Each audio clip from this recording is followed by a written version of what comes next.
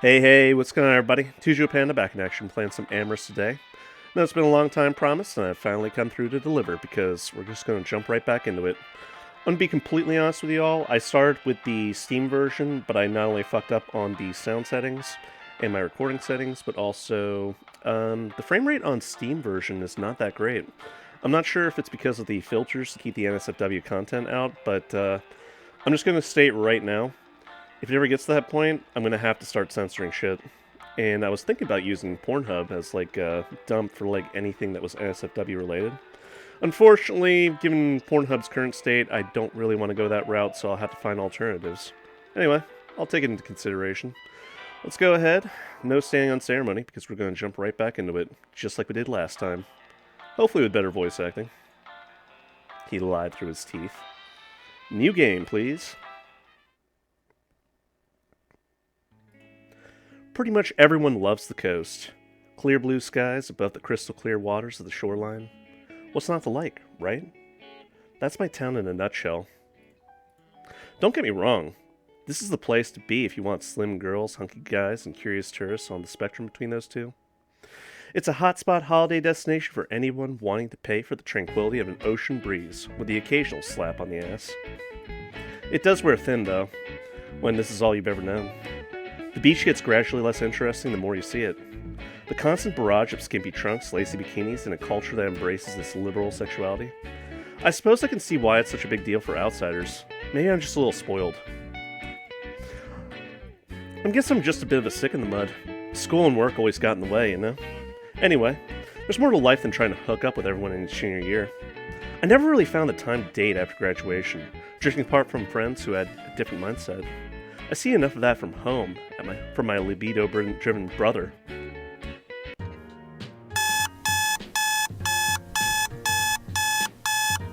The sweet serenade of the alarm going off again. Time to get up and face reality. I'm beginning to wonder why I keep setting it in the first damn place. It feels like every morning I sleep past my wake-up call just a little longer. I guess it's pretty easy when there's nowhere you're expected to be in an hour. 11 a.m. At least I can still remember it's breakfast if I get up now. My motivation seems like it's extra low this week. Saturday morning and it feels like the middle of the week still. Oh wait, I just remembered. Kobe invited his friends over today. Watching them get all touchy-feely feels kind of weird, considering we still share the same bedroom.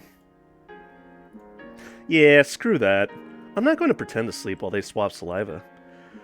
Lisa's over at their place most of the time. If I'm quick, I can dodge a bullet and sneak out of the house before having to say hi. So far, so good. No sound of anyone while I was in the kitchen. I can grab a shower when I get back, though I guess I still didn't work out where I'm going to go after the escape plan. I may as well decide that now. Get cleaned up and hand out more resumes. That would be the responsible thing to do. Put on sneakers and go for a jog. Somewhat responsible, gets the blood flow flowing. Go for a drive and see if there's anything fun in town. That just wastes time. Help out around the house. Ew, responsibility? No thanks. Relax, chill, and use the internet. Probably the most realistic option out of the 5. Let's go with realism.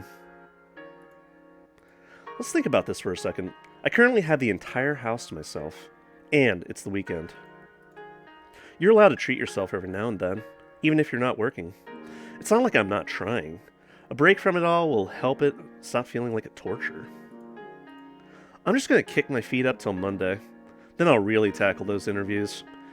I'll take a nice long shower and just chill. There's probably some cool stuff waiting for me in my bookmarks anyway. Hey, there's my ray of sunshine. You're looking extra chipper this morning. Damn it, Kobe. Give me a heart attack, why don't you? I didn't even know you were home already. Where the hell are your clothes? Don't tell me you and your boyfriend are already doing it in my bedroom. Hey, that's not very nice. Can't little brother say good morning? Anyway, it's our bedroom. Don't you forget. Just because you're in there all the time doesn't make it yours all day. Yeah, I guess I get that part. But the only time I ever see you is when you're getting bumped by some dude you just met. Excuse me for being a little bitter. Especially when I'm trying to sleep and all I can hear in bed is squeaks and bird squawks. Is he in there now? Spent and sleeping like a kitten, I bet. I might need to grab a few things. For your information, it's just you and me at home. That's why I'm just in my underwear. Don't you ever walk around the house naked when you know no one's watching? You do it even when I'm around to see you, Cobes. Anyway, yeah, my friend, he isn't here. When's he getting here then? I just want to know how long I have the bathroom to myself before you're being thrown up against the glass. He isn't coming at all. He dumped me this morning via text. Whoa. That's awful, man. What a jerk way to do it. I was wondering, can I spend a day with you? To cheer up, I mean. He seemed like a nice guy from when I met him. Sorry, Kobe. You want to hang out? Let me think for a sec. You caught me right when I was going to do something. Make time for Kobe. The good thing a brother-in-law would do. Keep previous plans. The selfish option. Hey, cheer up, okay? We'll go do something fun together, and you can put that douchebag behind you. Well, maybe not behind you, but, well, you know what I'm trying to say. I knew I could count on you. You're always there for me. We hardly spend time together these days anyway. Well, you're hardly home. When you're not working, you're crashing at a friend's place. Probably up to no good as usual. If you wanted me around more, you could have just told me. Remember when we used to share a queen-size bed together? You couldn't sleep unless I cuddled up next to you. Come on, that was years ago. Plus, it'd be a little weird now. We aren't kids anymore. Doesn't exactly change much to me. Speaking of sharing beds, is there anyone you've been bringing home? Are they cute? You certainly seem tired out when I get home. What? I'm just saying. Don't tease. You know I haven't seen anyone in that way since high school. Even then, I never really took my relationships seriously. You don't have to take them seriously to have a little fun and enjoy yourself. Not getting frisky is probably why you've been so mopey lately. Look, I'm not mopey. Pent up then? It's not that. It's just not working for a few weeks kind of gets me down is all. I'm going to have to start selling some things soon to afford rent. Should have told me you were feeling down. Hey, don't worry about that stuff this week, okay? I'll cover the rent this week for spending time with me. The way you say that makes me sound like some jerk who needs to be compensated for some time spent with my stepbrother. I love you, Cobes. It's just seeing you with boyfriends all the time while I can't seem to find anyone for myself gets a little frustrating. Hey, it's no sweat off my back. You covered my butt plenty of times when you were working. It's a shame you got laid off, though. You seem like you were good at that one. Couldn't really help that they downsized the whole department. Yeah, it sucks. But you don't like me bringing friends around while you're home? I'll stop inviting them if it's going to frustrate you. No, I love it when you're here. It's just, well, I see you. You finish school, you're out of the house most of the time, working and loving life, exploring your sexuality, and here I am, I'm back at square one. Huh. I was actually wondering if I should bathe today. Big decisions, I know. You're too sweet. You're not that far behind. You just need a little kickstart and you'll be back on track. I can't really help with the job hunt, but how about you and me go down into town tonight and check out the clubs? I could use a fresh start myself, especially after this morning. Sure. Do something else. Well, I did say I would spend the day with you. What harm could it do? If it gets boring, we'll go to the movies or do something else instead. Awesome! You'll have a lot of fun with me, trust me. Anything you want to do together in the meantime? I picked the nighttime activity. You get the daytime. Give me a sec to think of something fun. Play a video game. Make lunch together. Put on a movie. Go for a walk. Hang out in the bedroom. Play a video game. Oh, that's gonna be fun for a while. Can we play a co-op game? I'll have to go easy on your butt this time for being so nice to me. It was the first time myself and Kobe had a dedicated day to each other for as long as I could remember. We seemed to have become distant during high school, and it kind of stuck that way ever since. Maybe this club thing wouldn't be so bad after all. I hadn't even thought about meeting people outside of work or school for a while. I put on an easy two-player game that we could both play together. We both loved platformers, but wasn't very good at them. On the other hand, he could whoop my butt in most fighting games. Super Smash Bros. Much. He leaned on me in game, just like he did physically on the sofa. Even though he was having difficulty, I could tell he was enjoying himself. It wasn't long until he convinced me to throw on some competitive games. We started up a recent shooter, giving him a gentle nudge in the ribs every time I caught him smiling on my side of the screen. He was better at those games, almost winning as much as I did. I was glad that our parents were out, and it turned into playful bourbon abuse. We had just enough time to squeeze in a few rounds of his favorite fighting game. I have no idea when he became so good at them, but no matter what character I picked, he seemed to know what he was doing far better than me. He was actually using special moves and combos. I was stuck spamming the moves I knew randomly and hoping for the best. He gave me a big hug before pointing out the time. If he wanted to go out tonight, we had to get ready soon. Hey, can I use the shower now, or are you going to make me climb in there with you? It's all yours. By the way, what should I be wearing to this thing anyway? Is there a theme? I don't have to wear that, do I? If you want to go in just your underwear, I'll be your wingman. Wingman, get it? But really, wear whatever you want. This place has a very flexible dress code. Take your time and pick out something nice while I'm in there, okay? Hey, on a side note, can I borrow that towel? I didn't bring mine over. Can't you just use another one? There's like 5 in there.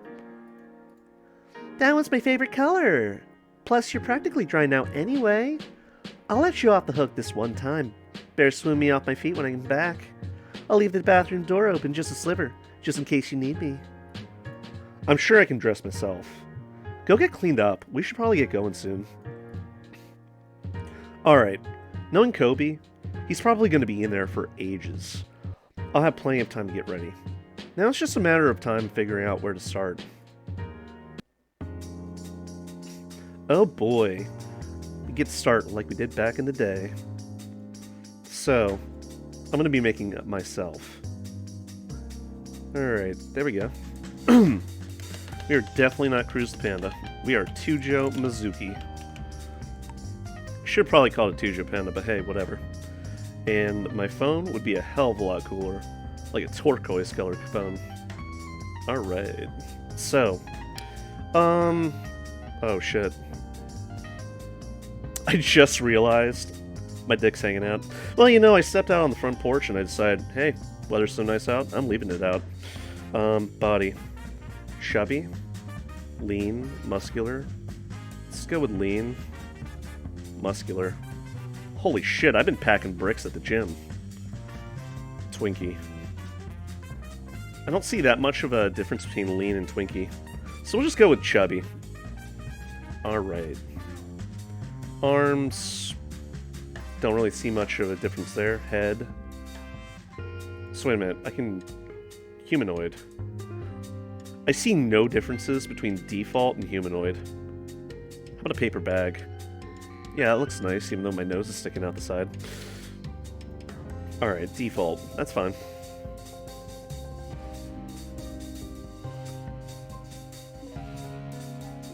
Yeah, muzzle. Scruffy. Holy shit, I look like a bird. I look like a tropical bird. I look like a lizard. Like a kobold. Human. That is atrocious. Gaunt. Gaunt looks interesting. How about lupine? Okay. Overbite. Alright, that just makes me look like a squirrel. Rugged. Rugged makes you look like some sort of a dinosaur. Scruffy. Short. Short looks kind of weird. Smooth. Alright, we're gonna go with scruffy. And that's pretty much it. Ears and horns. Short ears. Droopy ears. Oh no. Hell no. Fluffy ears. I am not a dog. Human ears looks very scary. That's not ears, that's just horns, dude. Lupine.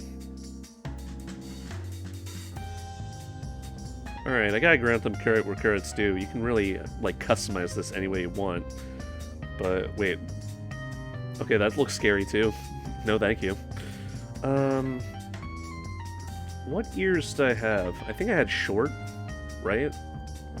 No, not sharp. Short. There we go. Okay, my favorite hair. Let's go with... what am I? David Bowie from The Labyrinth? No, thank you. Well, maybe. Let's see what the fringes do. Alright, that's not exactly what I wanted, so let's go with a mane. No. No. Mohawk looks pretty cool. Okay. Wait a minute, 1 second. What is this, The Witcher? No, thank you. Shaggy. I don't remember Shaggy from Scooby-Doo having that kind of hairstyle. Spikes. Completely covered up by the fringes. Trimmed. Let's go with long. No. I forgot. We're going with Mohawk. Alright, so...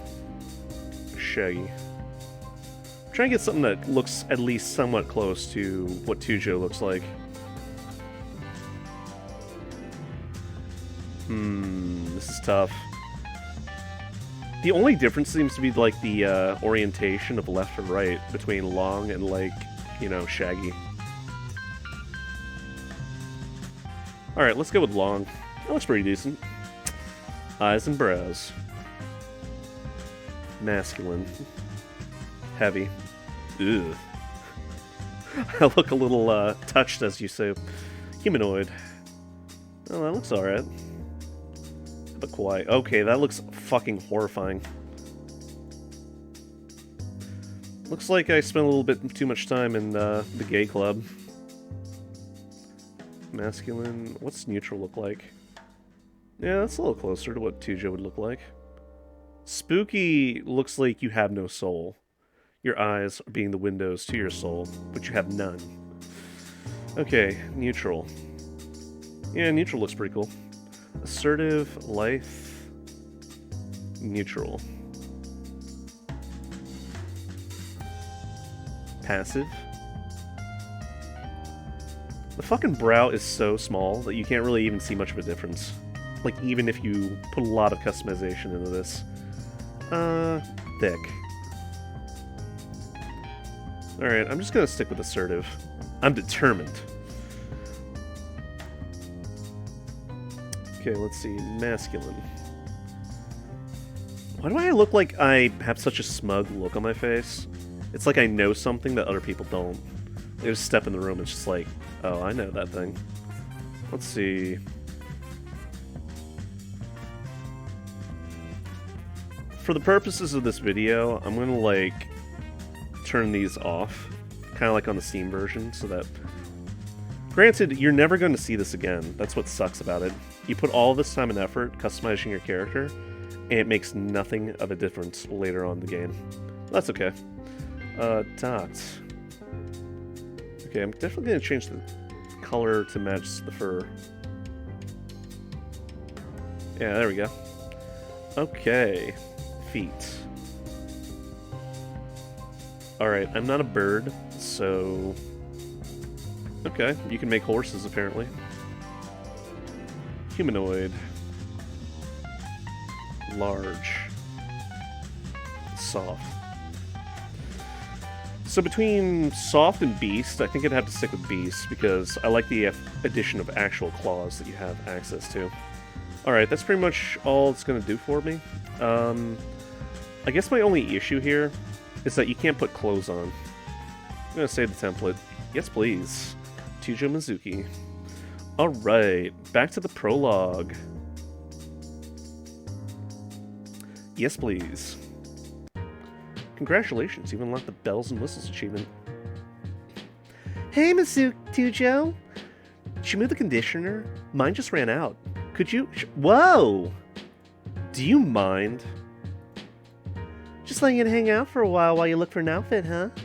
Well, for reference, if you came up to me like that and asked me out, I'd be all for it. Har har. I know you're not used to getting dress codes, but you tend to need to strip down to put new clothes on.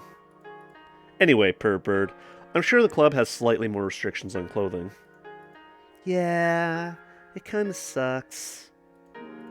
The scary thing is, I can't tell if he's joking or not. I guess it would make it easier to tell a few things about someone. Get back in there and finish up, and stop distracting me. Looked like you were admiring yourself in the mirror to me. And where's your towel, Mr. Preachy? Guess I didn't think of that. Anyway, I still need a rinse. I can go change in the bathroom if you're not comfortable around me. You just caught me at an awkward moment is all. Nothing either of us haven't seen before. I saw a new conditioner bottle under the sink, so finish up quick. We shouldn't be staying around here all night like a pair of nudists. I'll have underwear at least by the time you're back, I promise. Sounds fair to me. Just don't take forever, or I get to dress you. Better decide on an outfit before he gets back. Okay, I need an outfit that really expresses me. Well, better cut down the options.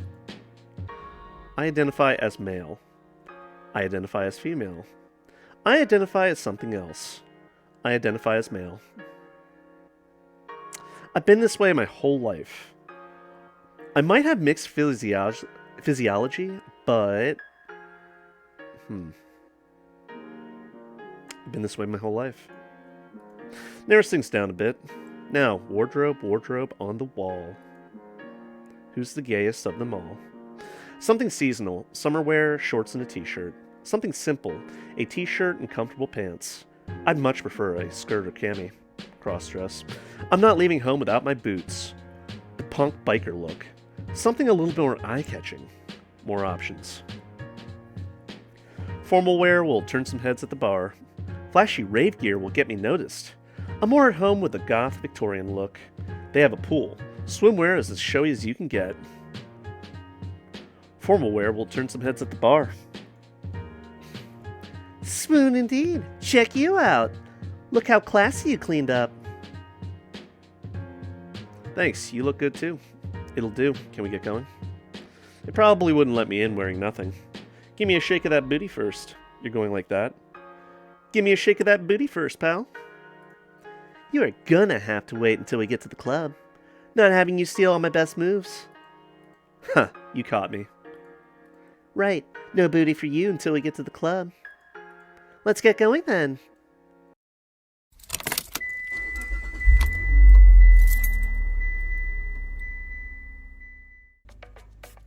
I decided to let Kobe drive since he knew the way.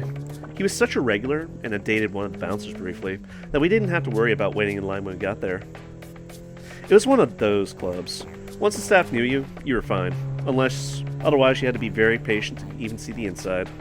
We drove through the illuminated side of town, the sun now well on its way to setting, nightlife bustling all over, around us from the bars and waterfront restaurants.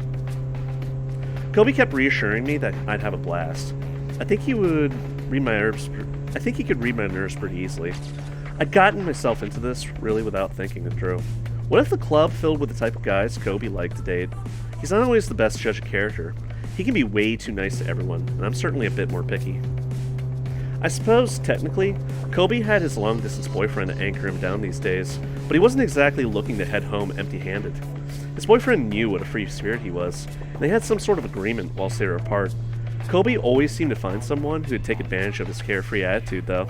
On the flip side, I should probably try to be more adventurous if I don't want to spend all night trying to block out the side of Kobe having fun with his local boyfriends.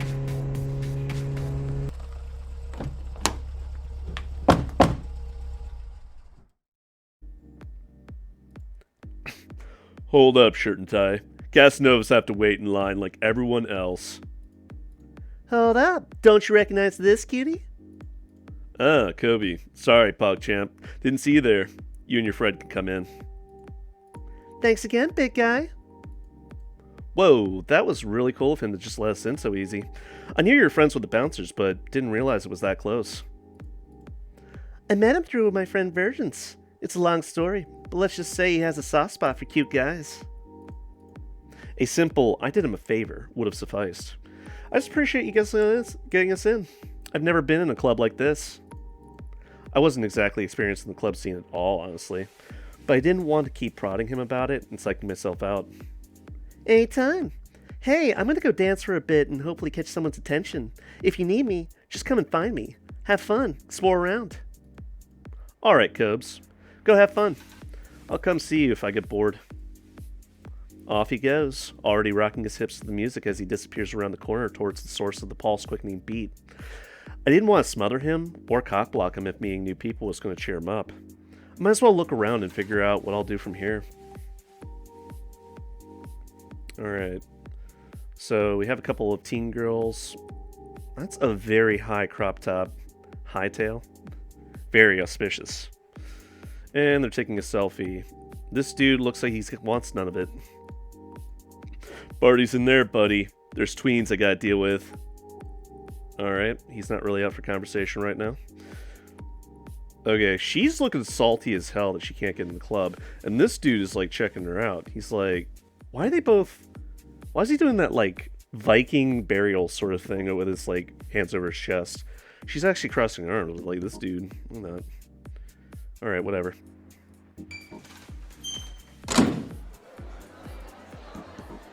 Okay. I recognize that persona. Let's see if I can talk to the DJ. Excuse me, hello? Hey, Mr. DJ? Oh, sorry, didn't see you down there. What's up? I'd like to request a song if that's alright. Hold on, I had to turn some knobs. Alright, yeah, sure, no problem. But hey, listen, I'm trying to put on a show here. Here's the number. Just text me your request and I'll get to it. Oh, sure, thanks. Okay. First contact of the night. Hey, Renamon. Also, that's creepy as hell. Like, this dude, that bar stool, it's the only bar stool in this whole area. That's going to be very important later. Alright, so who do we want to approach first? Well, any of your self-respecting club goer would probably want to get a drink in them, so let's go see the bartender. My hand barely touches the counter before the bartender is right in front of me.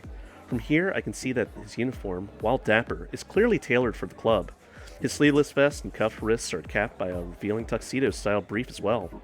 Despite his state of near undress, he seems quite chipper and busts down the counter in front of me with a rag.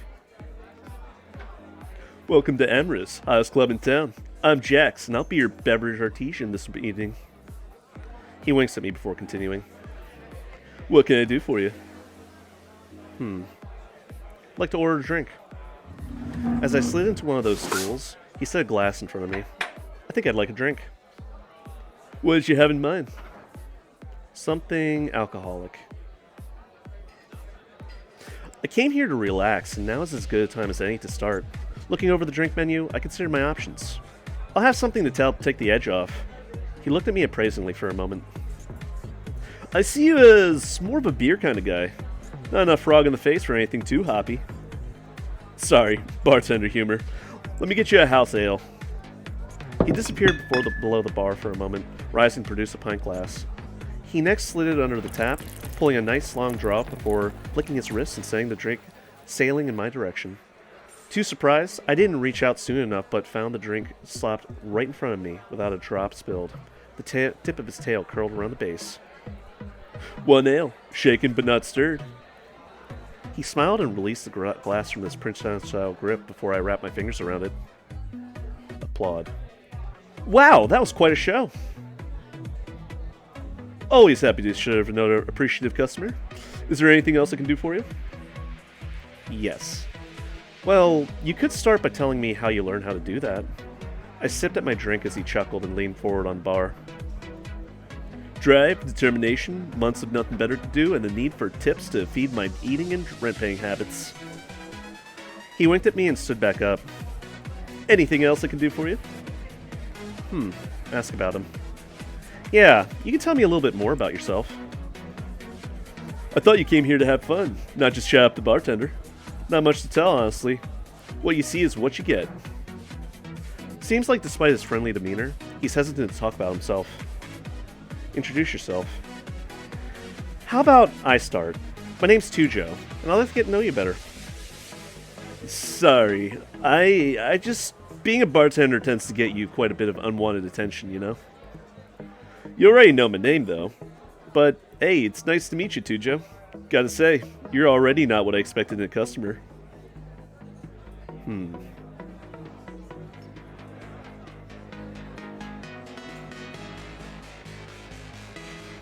Clearly you enjoy what you do.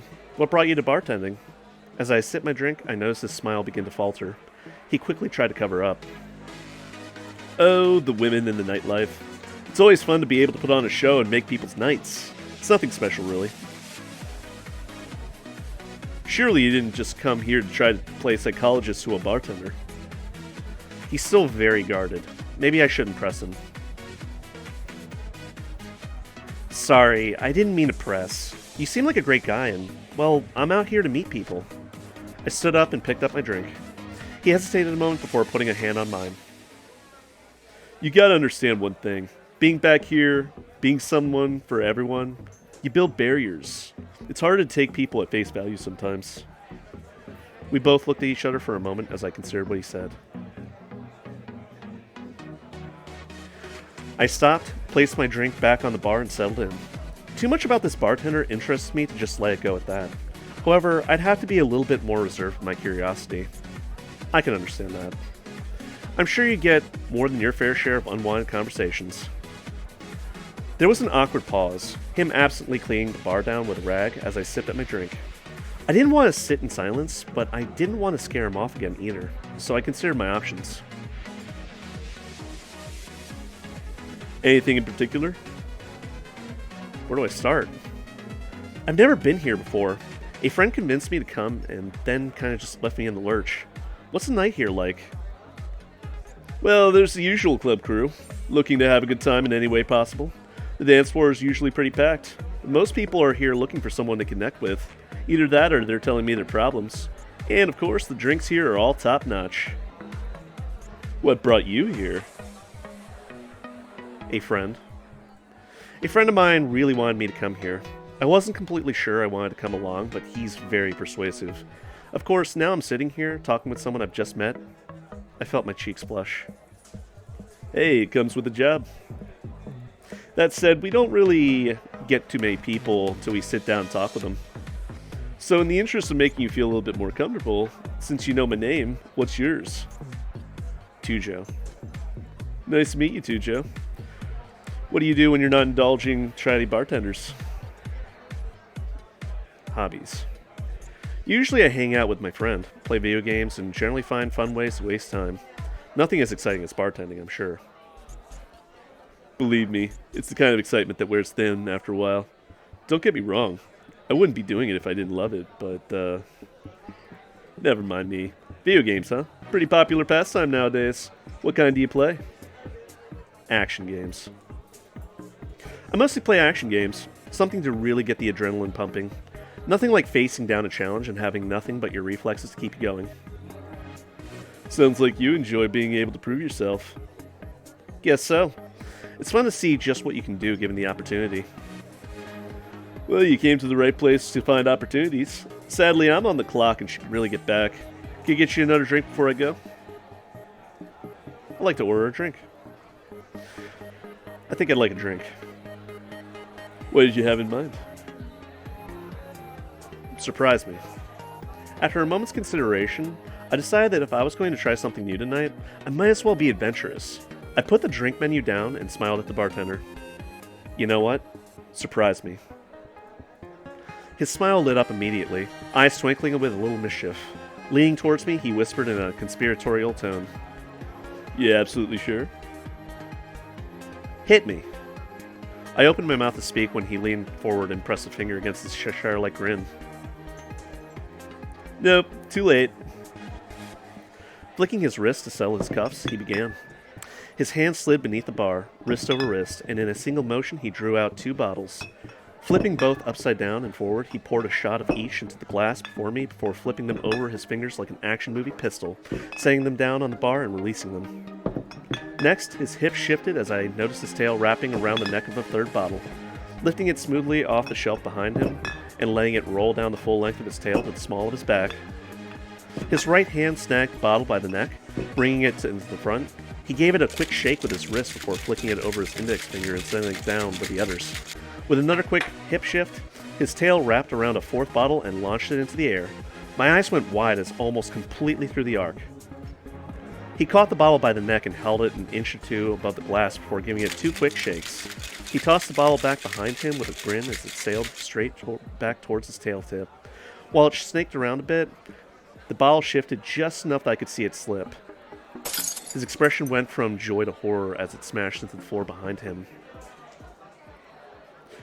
Damn it, that's gonna be coming out of my paycheck. Pay for the drink anyway. My hand immediately went to my wallet and I placed it down on the bar. Put it on my tab. You sure about that, bud? That was a 45 bottle of booze. It's not like I'm gonna lose my job over it.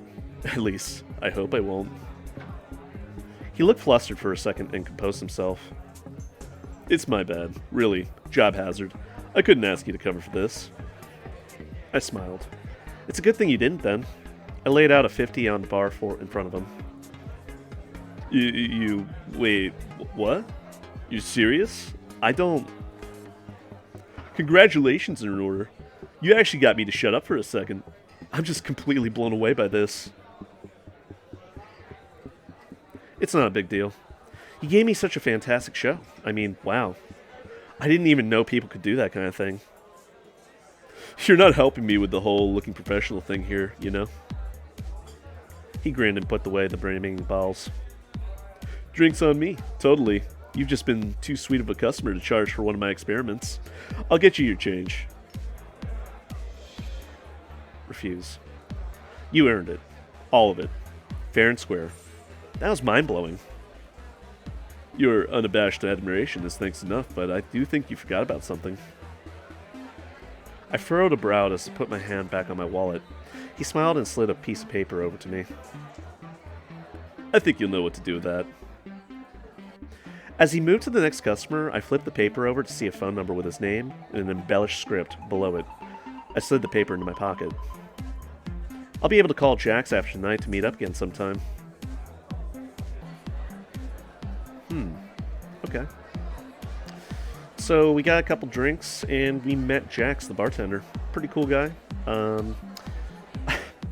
My range of voices kind of sucks, so please excuse the fact that if people start to sound the same after a while, it's because of my limited skill in voice acting, or lack thereof. Whichever you want. Let's see.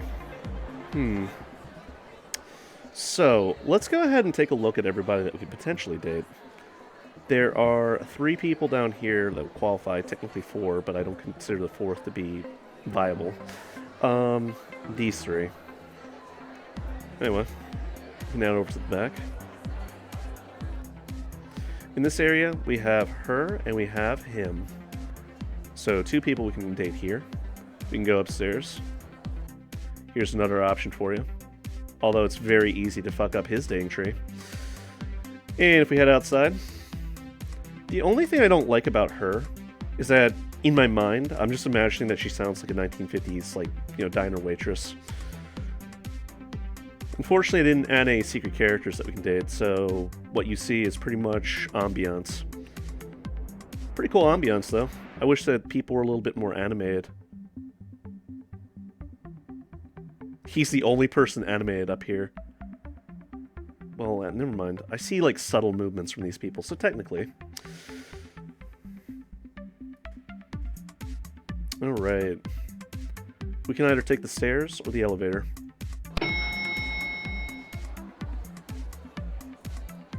Who is our next conquest?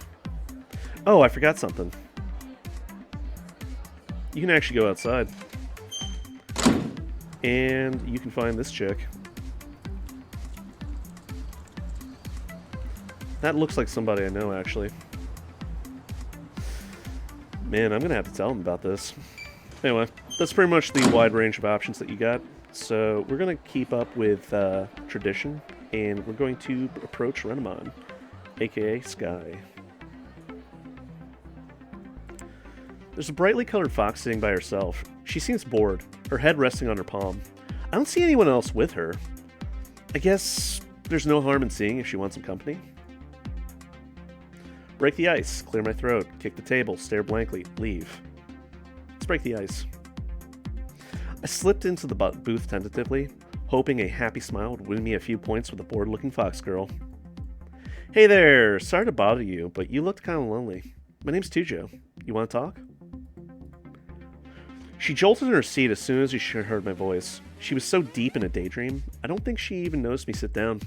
She quickly corrected her posture to say something more ladylike. Oh, I'm really sorry. I didn't mean to ignore you. I've just been having a quiet night and I was kind of tuning out. Did you say your name was Tujo? Yeah, that's me.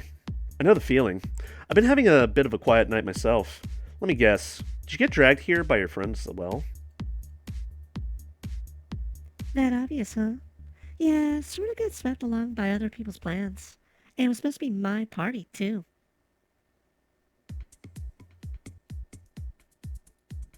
I guess you're used to classier joints with an outfit like that. You kind of stand out.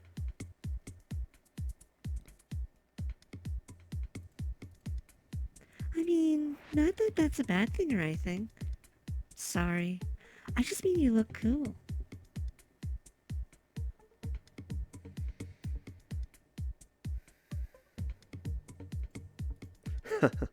Really, don't worry about it.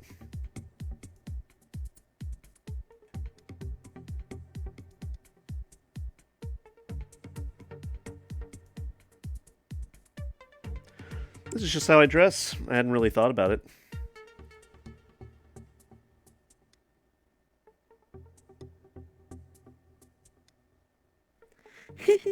I kind of know the feeling.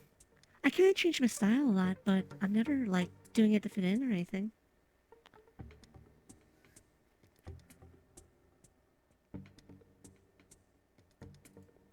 Exactly. Better be yourself. Even if you get weird looks from the guy in the stripper tux at the bar.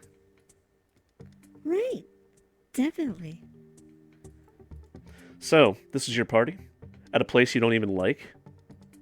Yeah. My school friends insisted they'd treat me and get me out by taking me to a club. Don't get any funny ideas. I'm finished with high school and all. They just like to keep in contact every now and then.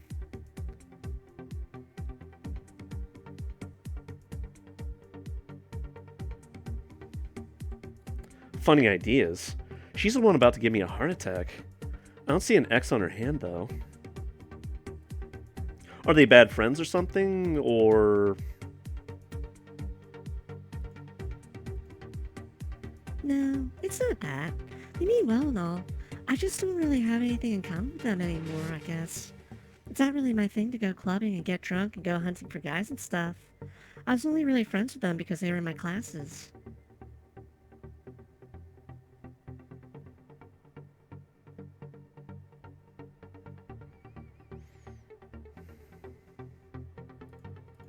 You couldn't get out of it?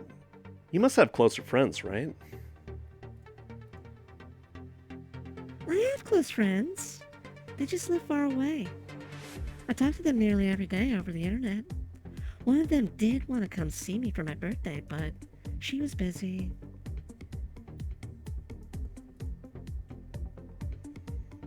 We meet up every few months at those conventions I go to. I'm sorry. I'm probably creeping you out with my dorky stuff, aren't I?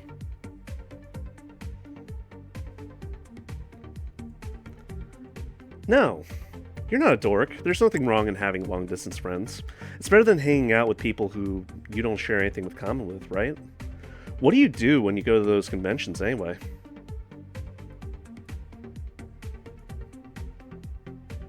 Thanks for being understanding. Most people here seem to think I'm weird for all that dorky talk and make an excuse to bail on me. I guess it's just because I'm not really looking to jump on a dick if someone so much as flirts with me. Like I said, kinda not really my crowd.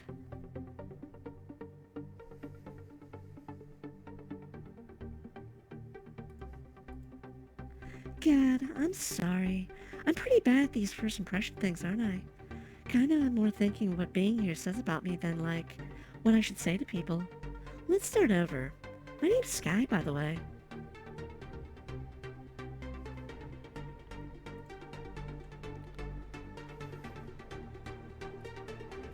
Nice to meet you, Skye. Don't worry, I'm not really looking for a fling or anything. My junk is firmly locked away, I promise. You're funny, Tujo. Thanks again for sitting with me. Who knows how long I've been sitting here waiting for my friends to finish celebrating on my behalf. I sure can pick 'em, can I? Hey, can I get you a drink or something?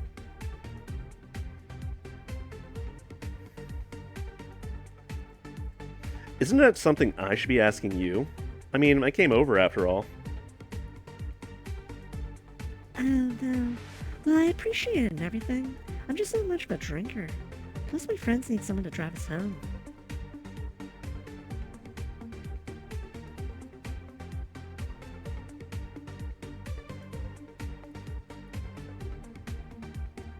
If they aren't going home with someone else, of course, which they probably will be.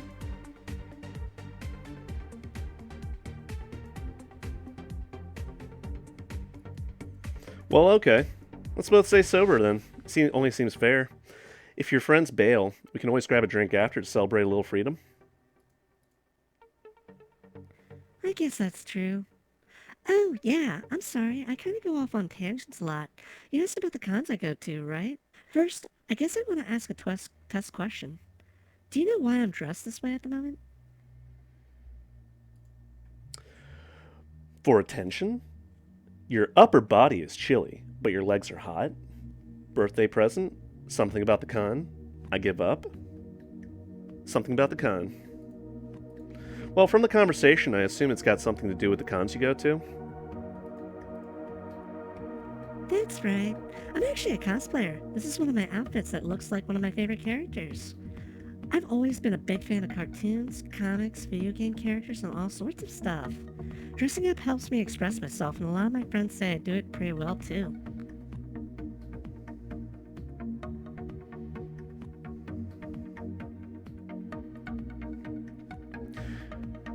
You know you're talking to a fellow nerd, right? I think I recognize her. From the kids' show, right? I think I've seen a picture of her one time. It's totally Greek to me, sorry.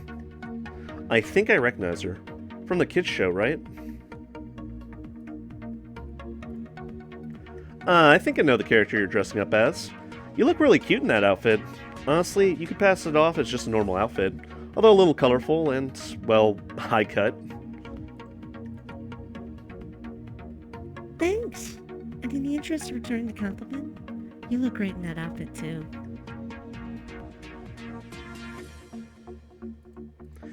Her smile lit up the club. It was a little hard to tell if it was just complimenting the TV show character on her outfit that had done it. I guess they were similar, but the subtle flirtation went over her head a little. How come you're wearing your costume to a club, though? I don't think you'd find someone else in here that's into that sort of thing. I know. It was a surprise party. My actual birthday was last week, and I was experimenting with the fur dye to get the patterns just right. My mom pretty much opened my door and told me, "Your friends are in the driveway waiting to pick you up." I wasn't going to go out in my normal clothes while my dye was still fresh. You didn't have time to quickly change? Well, when I cosplay, I dye my fur pretty extensively. I didn't want to go through the trouble of trying to explain it to my friends, so I just went like this where I could just pretend I was someone else. I think your friends would have known it's just you in an outfit. They did go to your house after all, right? I guess so, huh? Let's just say it made more sense to go full hog wear the outfit to match, rather than just being Skye, but with yellow fur, or the character on a super casual day. I know it's kind of dumb, but it kind of helps sometimes be in character, you know? Especially if they're a little cooler or more outgoing. And hey, it's been a good icebreaker with you so far, right? Comfort her, flirt playfully, discourage her, leave. If cosplaying makes you feel more comfortable, then I say do it as much as you want. I just hopefully you don't feel the need to hide behind a persona for me. You seem like a nice girl when you're being yourself too. Thanks, Tujo. You've been really sweet to listen to me go on and on about myself. You seem like a great person. I'd love to get to know more about you sometime. But my friends are gonna kill me if we go somewhere else to talk. They'll think I went off to sleep with someone or something. You want me to leave? No. But it's getting late, and I was getting ready to leave before you came over. I can't really leave my friends hanging after sulking all night, and I promise to drive them home soon. You helped make the night at least a little bit more fun, Tujo. Thank you. Do you have an IM I can message you at?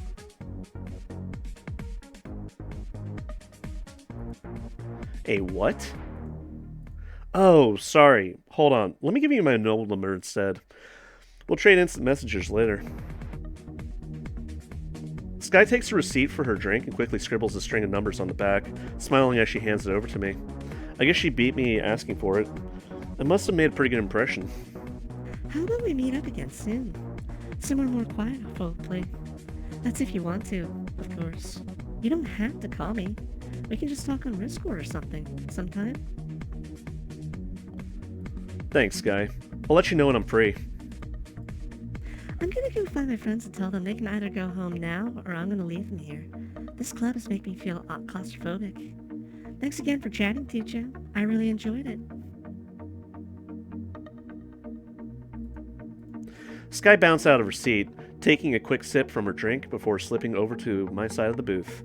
She gave me a quick hug around my shoulders, platonic but grateful, as she walked off into the crowd of dancers with her head held just a little higher and her tail wagging bushily. She seems nice, pretty nerdy, which I wasn't expecting at all from the club. I'll have to call her sometime.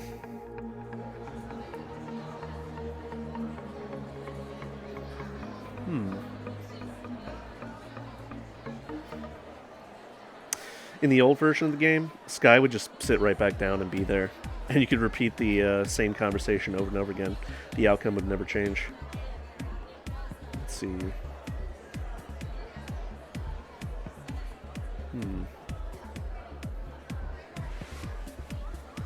Well, you know, there's one other person I'd like to meet.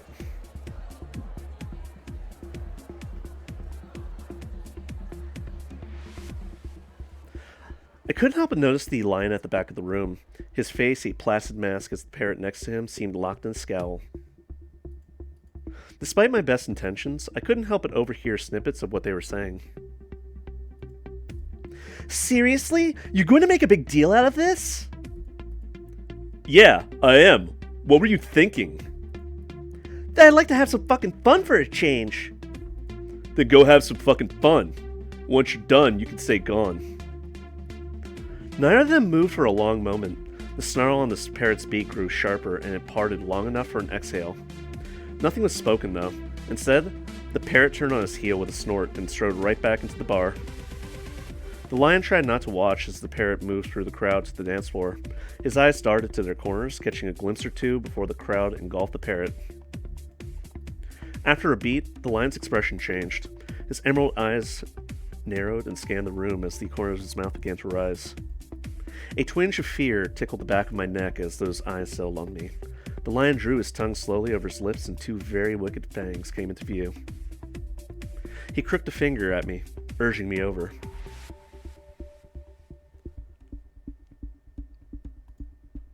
Despite my reservations, I felt drawn in. His smile grew more predatory and the taut muscles beneath his shirt tensed enticingly as he shifted to give me a once-over. Whoa, would you look at that? I'm surprised you came over to me, but happy to see you're here. I was just about to buy myself a drink. Don't suppose you'd like to one too, Sure. Sure, I'm a little parched, and a drink could really help me relax. Sounds good. Let me order something for us. The lion glanced over at the bar for a moment before walking over and placing an order. Unfortunately, there's nothing more awkward than staying alone in an active nightclub. Glancing between the club goers, I was feeling a little exposed until he walked back with two highball glasses. Handing one to me, I glanced down to see what it was. Each glass had 2 cubes of ice and a cherry, bobbing in an amber beverage. There we go. Always like to have a couple in me when I'm chatting. Takes the edge off. Might even give you something to do other than stare at me. Not that I mind. So, I'm Dustin. What's your name, kid? Tujo Mizuki.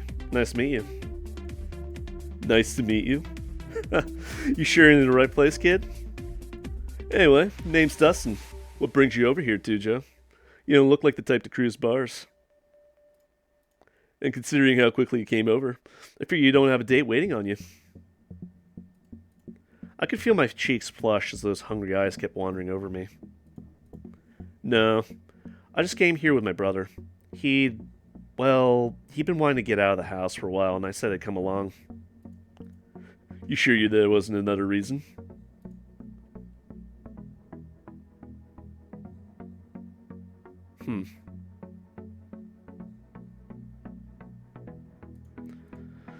The truth, I'm looking to get laid tonight. I need to blow off some steam, and there's really no better way in my book. Besides, I'm not a dancer, and drinking's just a mean to an end. God, are you for real?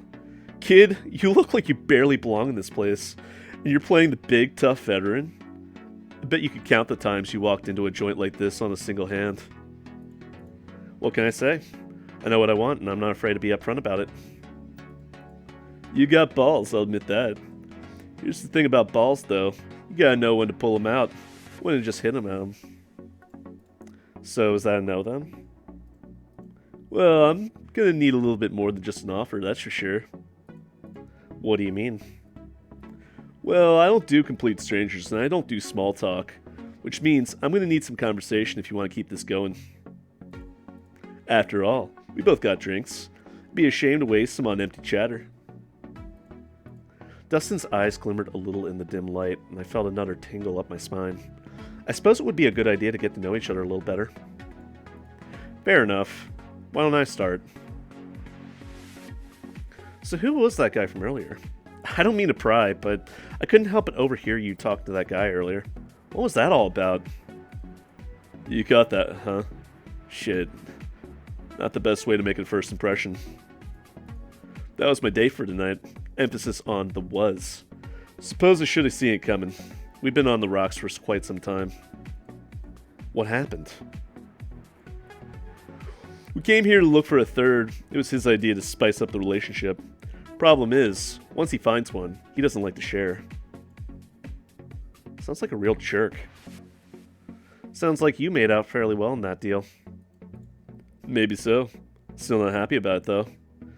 Gonna have to get him moved out. Deal with that fallout. It's way more of a pain than I wanted to deal with. Yeah, but I can't imagine things were going that great until recently. Harsh, but true. It's a relief. It's still not something that makes for good conversation. The look on his face suggests I should probably change the subject to something a little bit more pleasant. Tell me a little bit more about you. Speaking of conversation, you haven't said much about yourself. Fair enough. There's not much to tell that I can repeat in public. What do you do for a living? Currently, I'm slinging coffee and scones at Man's Best Friend. It's a local cafe that most people around here frequent. It's not the most glamorous job, but it pays the bills and my student loans. Student loans? Yeah, I'm a college guy. Was, at least. Degree's almost done, but life caught up.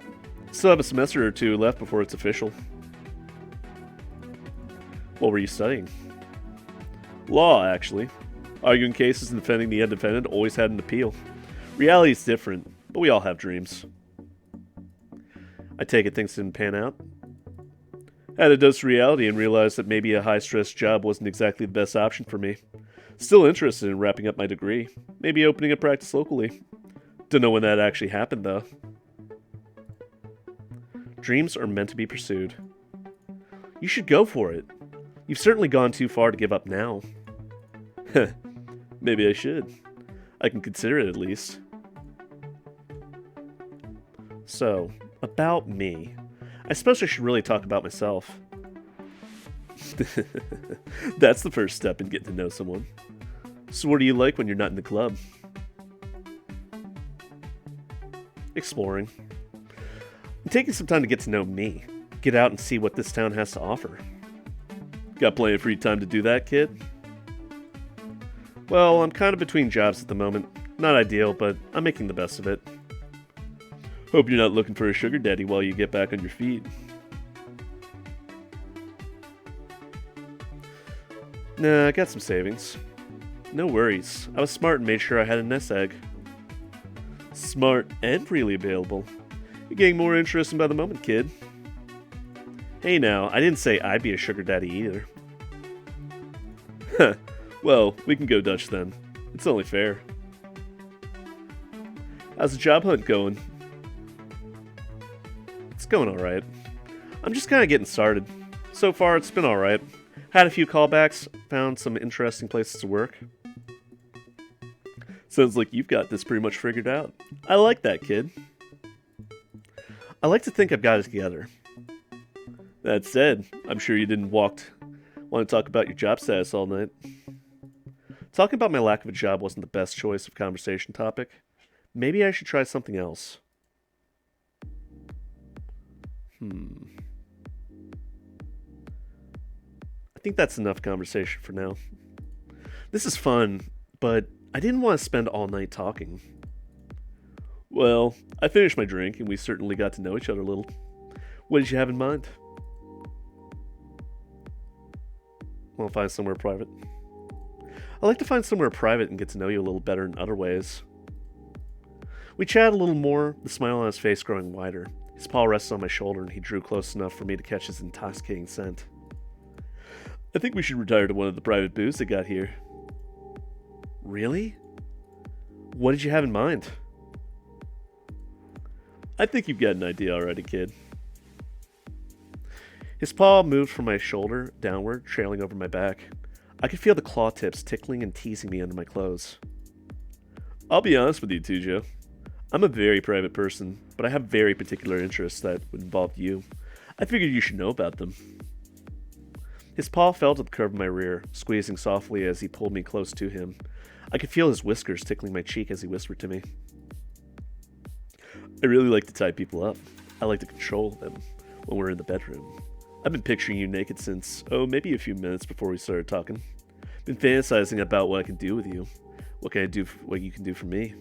I can almost see you on your knees, in front of me, begging for a taste. And you look good down there. It was hard to keep any remaining composure I had.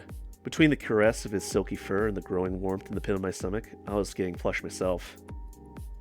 I can even be a little bit of an exhibitionist if need be. He stepped away for just a moment, sliding off his shirt and tucking it into the waistband of his pants, before stepping right up to me and lacing his paws behind the small of my back, forcing me forward. So, what do you say, kid? Between the ample bulge I could now feel pressing needfully against me and the feeling of my blood rushing everywhere but my brain, I struggled for a response. My attempts were cut short, however, by a sudden vibration against his thigh. He looked confused for a moment before fishing his phone out of his pocket. Just fucking great. I wonder who texted me. He released me, the ambient glow of his phone lighting up his face in the dimly lit club. At first, he looked frustrated. His brow furrowed as his eyes darted over the screen. However, his expression changed almost immediately after his hands fell to his sides. That fucking bastard. He sent me a photo of him with the two guys he met here. They're going at it in my apartment, in my goddamn bed, since he's been cheating on me with them for the past couple of months. He shoved his phone back in his pocket and looked up at me. Look, Tujo, shit. I have to go deal with this. I really didn't want the night to turn out like this, but... I smiled meekly. It was all still just a little bit overwhelming. I'd like to see you again, Tujo. Preferably when my ex isn't being a total dick. Pulling out a notepad, he scribbled something down on it and passed it over. Here's my cell. Give me a call sometime. I'd like to give this another chance. Throwing his shirt back on, he began to work his way through the crowd. I clutched the paper for a moment as my body began to settle down from its high. Slipping it into my pocket, I slowly came back to my senses. Alright, Lion Boy. Let's see. I think for this episode, it's getting a little bit long, so we're going to try to get the contact information of just one more prospective date. Despite him being alone at the bar with one of the most active nightclubs I'd seen in recent memory, my eye was drawn to the slender feline leaning over his book. He would sit there for a long moment, and then, without cue, he would scribble frantically in the leather-bound journal spread out before him. Now and then, he would uplift his glass from the bar and lean back, pausing to take a drink as if someone was expecting him to. This adorable ruse was undermined, however, as each sip was followed by a grimace of barely contained disgust. Ask about the scribbles. I moved my seat closer to his, stealing a glance or two at what he was doing. The whole page was packed from end to end with a stream of consciousness broken only by the occasional notes and edits. He must have been less in his own world than I thought, because I became aware of his eyes locked on me with the ends of his mouth turned downward. Pardon me, it's not polite to read over someone's shoulder, particularly the shoulder of a complete stranger. Sorry, just you seem to be working intently. I was wondering what could keep you so engrossed when the entire nightclub is pumping and thumping around you. Who's to say that pumping and thumping don't contribute to my creativity? Being immersed in the beating heart of popular culture can stimulate the mind.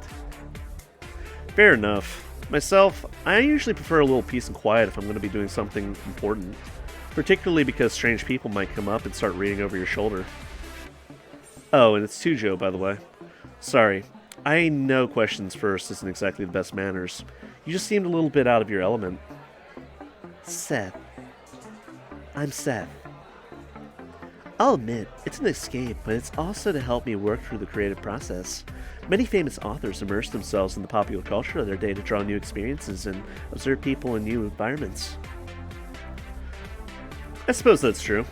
I thought most of them indulged in part because it was part of their particular interest more than strict research. You don't strike me as the type to write romance or erotica, though. Why would you think that? I mean, I don't. But why would you assume that this is the only motivation for me to be at this club?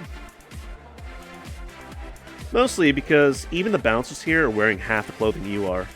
And because I came here with my brother Kobe. Specifically because this is the favorite place to meet guys for a fling.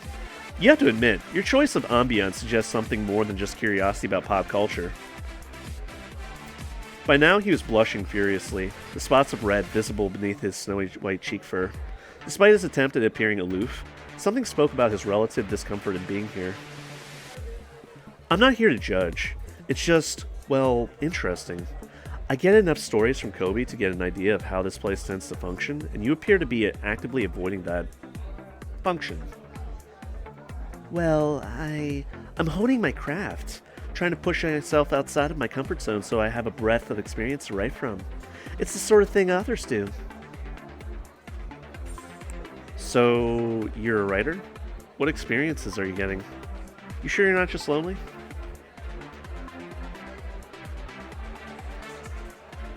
So, you're a writer? Maybe you've written something I've heard about before? What do you have about here, then? Well, I'm not published per se. I'm building a body of work before I approach anyone. Wouldn't want to come off as some sort of dilettante. So, you just like the title? Do you have something I can read? I suppose that makes sense. Authors rarely have a single work to their name. Do you have something I could read? He sat upright, the slouch that had become so prevalent before suddenly vanishing. His ears perked up as well, before he glanced to the side and then back at me. It took a long moment before he responded. I suppose you could look over a couple of my things. It's all still rough drafts, though. I haven't had it run through by an editor, so don't expect too much. Hesitantly, he dug into the shoulder bag sitting beside him before producing another composition notebook that he sat down in front of me. It's mostly snippets and some poetry. I know. It's self-indulgent to play with rhymes, but you have to find your muse when it comes. He watched intently as I skimmed over his work. It was mostly fluff, fragments of ideas, and the occasional clever rhyme. Each seemed short, as if it were cut off before completion. He seems to have trouble sticking to an idea. Maybe that's why he was looking for inspiration. Well, what do you think? I mean, I can't expect much from what I provided, but input is always appreciated. Let's be honest. You got some good starters here, but that's mostly what I'm seeing. Some good eye-opening ideas. Like you said, this is mostly just scribbles about what you got into finishing the work yet. The muse comes and goes with all creative endeavors. I've got plenty of good material to work with. I just need to find the right world to let it grow in. You seem very sensitive about your work for someone who is writing in the public eye. Well, writing is it pulls quite deeply from my internal well. Everything I write is in some way a reflection of myself. I suppose it's easy to take things personally. Well, if I may be so bold, what brought you to the club tonight? Since you clearly aren't driven by a desire to quietly observe, nor are you obviously looking to get drunk or dance, I'm curious as to what your motivation is. Mostly, I guess, to keep myself occupied and distracted. Kobe, my brother, very much likes this place, but doesn't always like to go alone. I needed time to get away from my problems, and he needed a ride. A match made in heaven. Or out of necessity. Well then, where might else have you gone if that had been an option? Ignoring cost, location, or any of that. Somewhere interesting. I've always wanted to travel around a bit more, you know? See a few other places. I haven't had much of a chance to get out of town. Maybe even travel to another country and immerse myself in the culture. I mean, it's great here, but sometimes you just want to get out and explore, you know? My answer seemed to intrigue him. His head bobbed up and down a few times in agreement as he jotted down a few notes. I've always thought it was important to learn things about another culture. It helps you better understand your own, not to mention the sheer joy of exploring. He seemed to be rather thrilled with his pseudo-interrogation. He looked back up from his notebook with excitement. So, being that we are both in this club, and you already expressed curiosity as to why I'm here, what do you like about this club?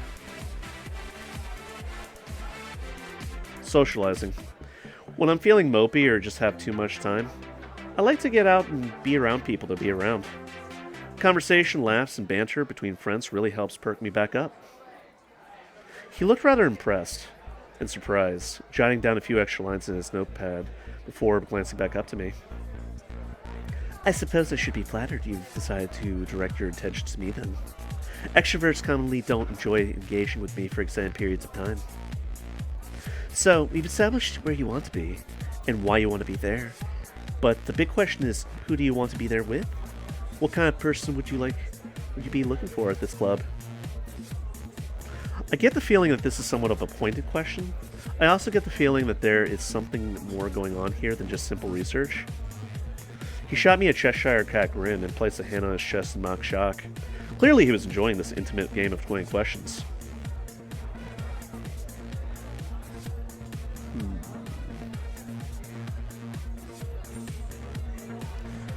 Someone interesting. I'm hoping to meet someone interesting. Someone with stories and a sort of confident charm about them that enraptures you. The kind of person that you can have a good laugh or a thoughtful discussion with. Apparently I said the right thing.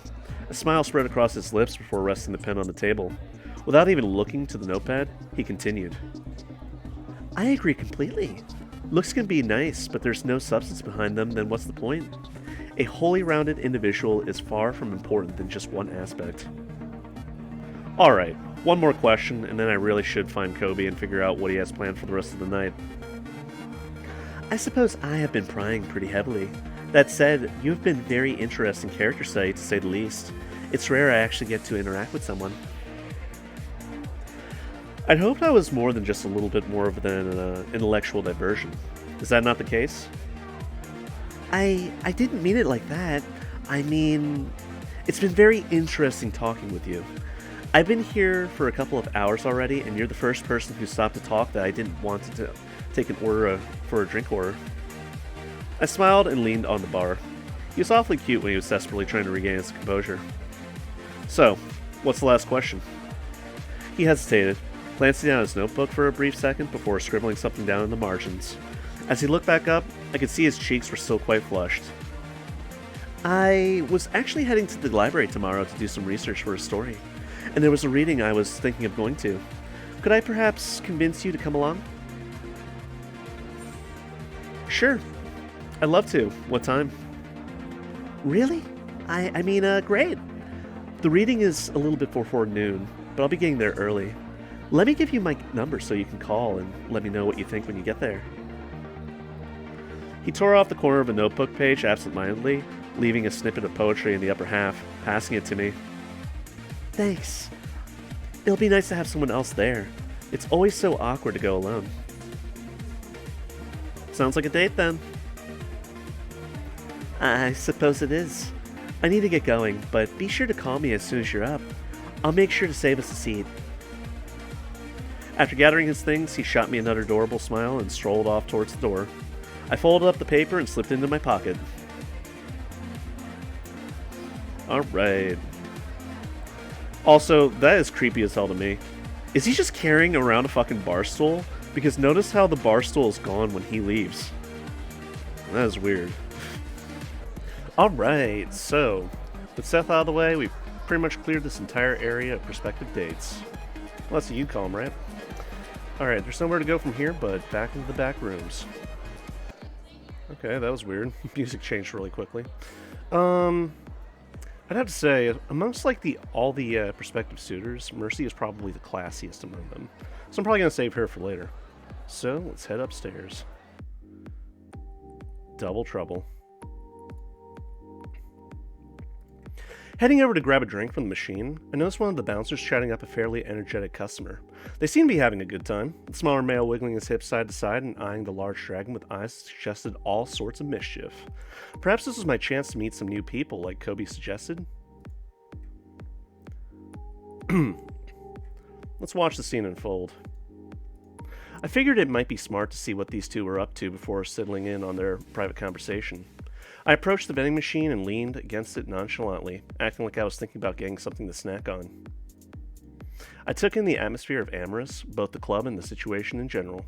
There was something oddly relaxing about being up here away from the press of the crowded dance floor. Was this the reason most people came out to these places? I could imagine myself chilling in a booth downstairs rather than freaking out trying to dance and show off. I felt more at home with that idea. Before long, I couldn't help but overhear the conversation next to me. Huh. Is that so? You know, Rose, you do this every weekend. What's in it for me this time? What's in it for you? Well, how about this? The small avian leaned up, hand on the dragon's chest, swishing his hips the whole time. He whispered into his ear as the large male leaned down, a grin lightening his gruff features a few moments later. Now that was a winning smile, even if the smaller guy and him were clearly involved from the intimate way they touched when he whispered. Before I'd even realized it, the security guard had turned to me. He had that wide grin still on his handsome features, teeth glinting in the bright lighting of the club. I caught a glance at his name tag, Zenith. The other guy in the tight shorts stood net beside him, a pixie-ish glint in his eyes. Well. I don't think I've seen you around here before. And trust me, I wouldn't know someone as cute as you.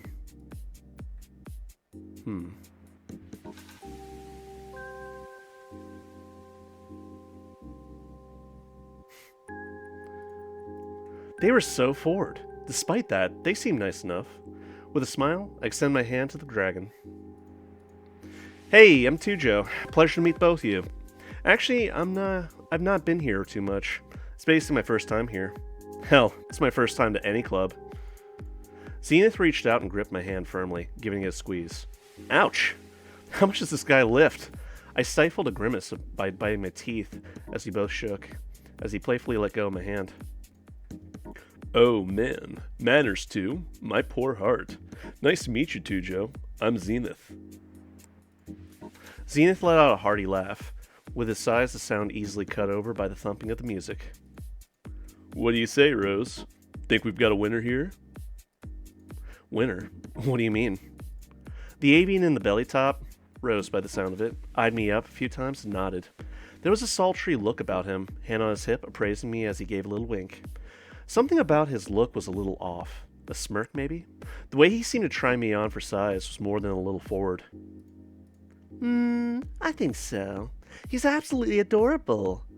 Never one to turn down fresh meat either.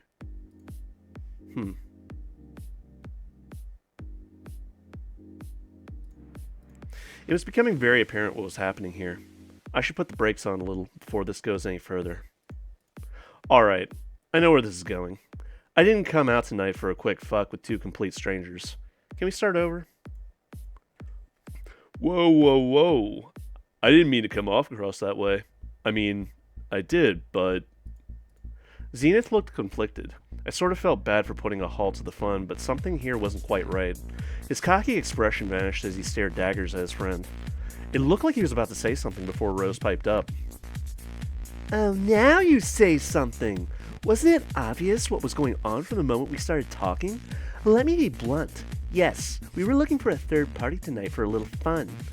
If you want to go back to the shallow end, that's in the lounge downstairs. Rose was more frustrated than his cocky attitude could quite hide. Lost the game, maybe? I had a feeling that there was a little bit more to the situation than I knew. Of course, you're not the first. But tell me this, Tujo. Do you want to get lucky tonight or not? Trust me, you're not going to find much better. I could see Zenith visibly grit his teeth as Rose spoke. It looked like he was on the brink of yelling. However, after Rose finished speaking, he turned the frown into what seemed like his signature toothy grin. Yeah, you down for a romp, Tujo? I sighed. I didn't want to make a bad situation any worse, and I could already read all the signs that there was something else was going on here.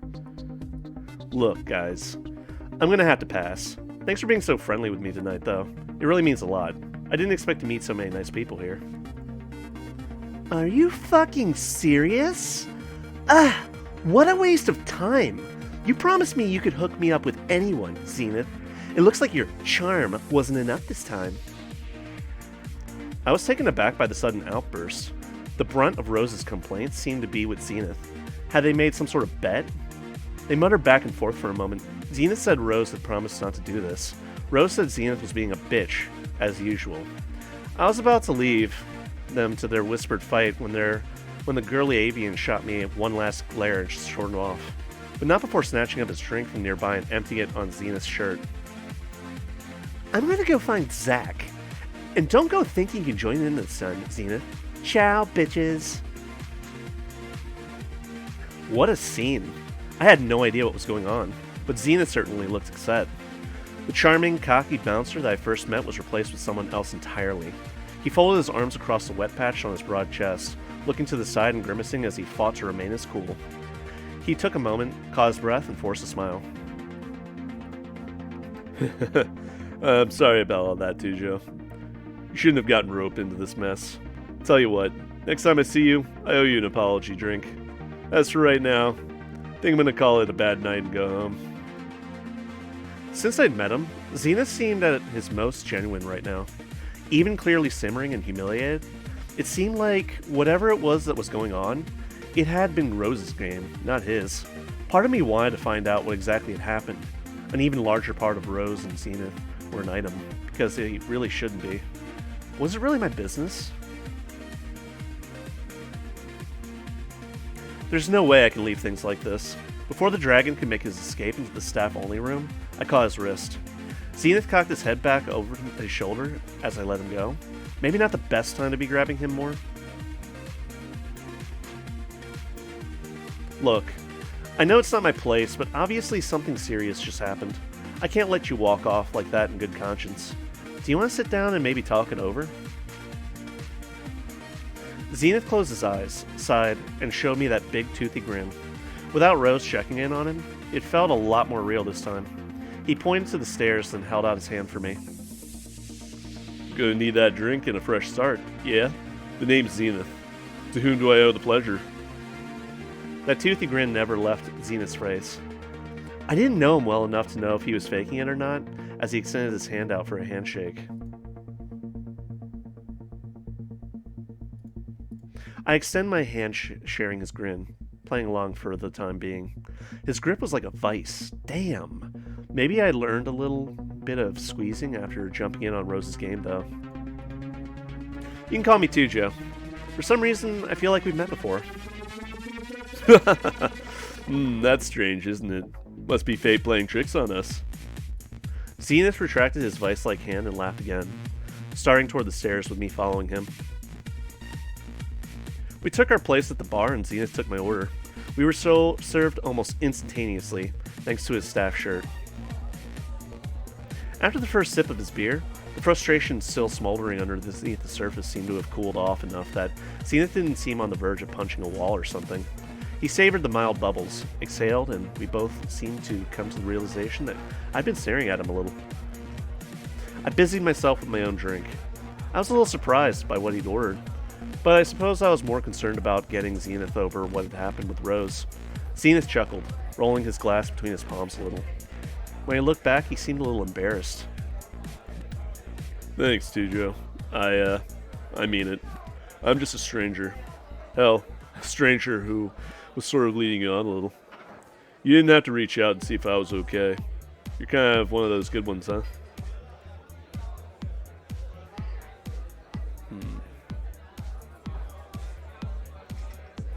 So what was the deal with Rose, anyways? You acted so differently when you were around him. It's almost like you were a different person. I'd prefer if we didn't talk about that right now. I'm enjoying myself at the moment. Perhaps another time? Sure, let's change the subject. So, Zenith, tell me a little bit about yourself. Have you been a bouncer here long? Well, I've been a bouncer here since the place opened up. Trust me, I've seen some crazy shit go down that makes what happened earlier look like a party. Fights, breakups, orgies, even a robbery. Well, almost a robbery. Wait, you saw this place get robbed? Hold on. Orgies? Should I feel even more worried about Kobe coming here so often? That's the part that caught your interest? Regardless, yeah. A couple of punks tried to rob some of the VIPs one night, with switchblades no less. Luckily, me and one of the other bouncers managed to take them all down before anyone got hurt. Turns out, all that cop training was good for something after all. Zenith's modesty was humbling. He was so casual and relaxed as he talked about taking down a bunch of guys with knives. I had to note that his arm flexing subtly as he told the story proved how well he could handle himself. It was weird that he'd settle for being a club bouncer with a body like his.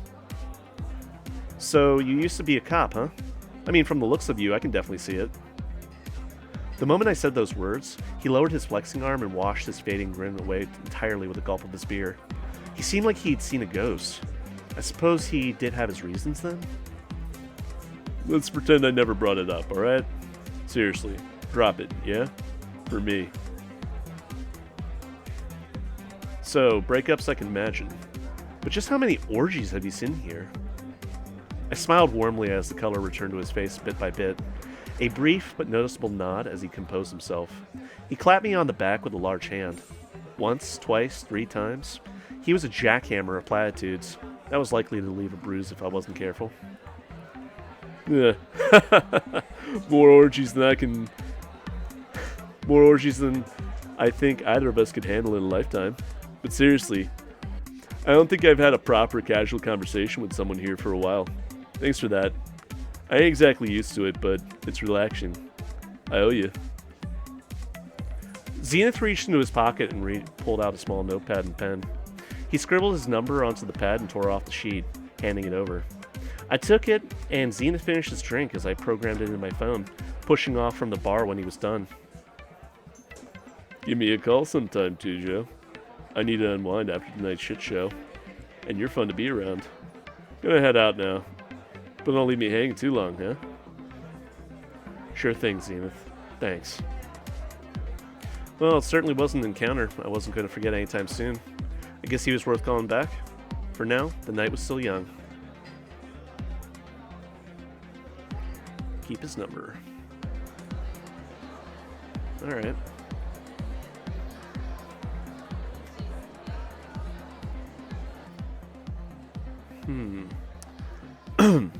Well, this is going to be interesting.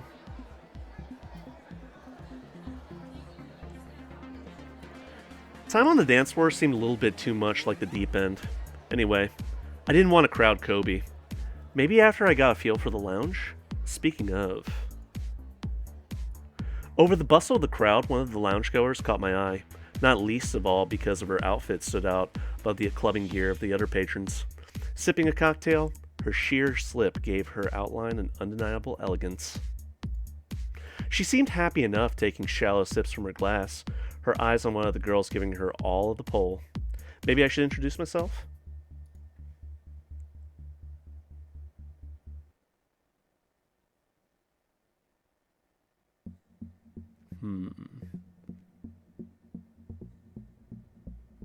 take a seat beside her. Maybe a conversation will start. I headed over, bobbing to the music, playing it cool. I dropped her a smile and took a seat beside her, admiring the same show from a respectable distance. Wouldn't want to crowd her. It wasn't long before the elegant bovid inched a little closer. Catching my eye, she smiled. Hey, I'm Tujo, by the way. Enjoying the show? Mercy, nice to meet you. She seemed a little preoccupied by the dancers, admiring them with a keen regard. Maybe she was a dancer herself? Or just judging the competition, maybe. Beautiful, aren't they?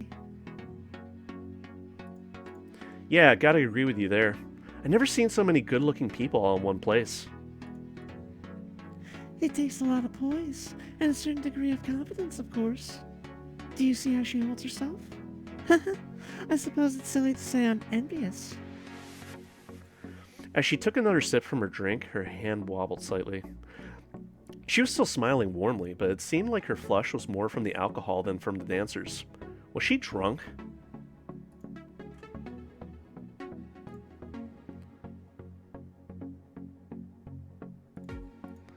Is that how you feel when you're sober too? I'm sure you've heard the term beer goggles before, right? She blushed a little, giving a playful laugh. She swirled the drink. Nothing worse than a philosophical drunk, huh?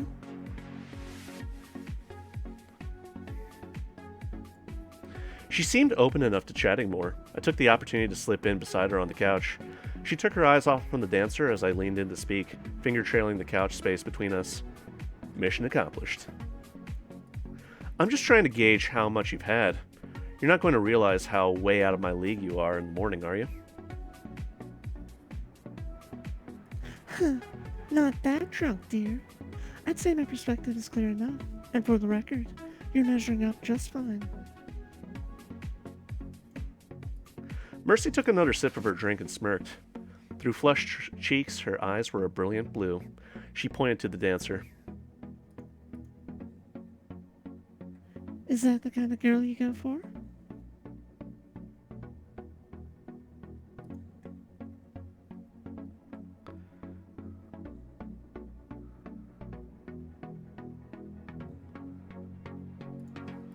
I guess you could say I appreciate all sorts. Sheesh, okay, that sounds like I'd go with anyone. I have varied tastes, I guess. Not that I don't see what you mean, but here I am talking to you instead of her. Lucky her. Mercy smiled and nudged me with her shoulder, the confidence shining through her grin. Lucky me, smooth operator. So, Tujo, join me at the bar? I'd rather be talking to you than looking at her right now. She had an infectious flirtiness to her. Maybe that was the drink, but as I stood, her fingers ran down my legs, giving me goosebumps.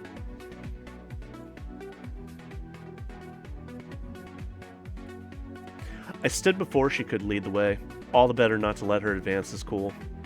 Touching her side as if about to waltz, fingers running down the sheer fabric of her cocktail dress, I felt the curve of her waist in my spreading fingers as I leaned in with a smirk, faking a need to speak over the music.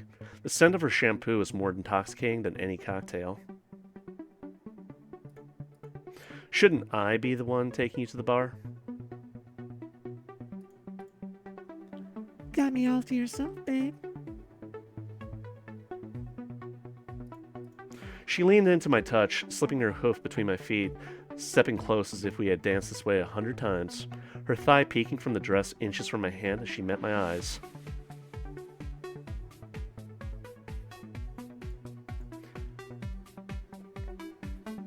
Though I'll be honest, I'd rather we were all alone if we were going to tango this tango. Let's get a drink, see where the night takes us.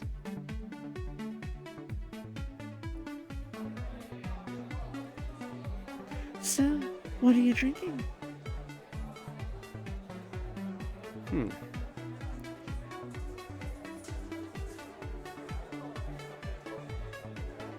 Ask her to choose. I don't mind showing you the ropes. How about a cherry Dakar?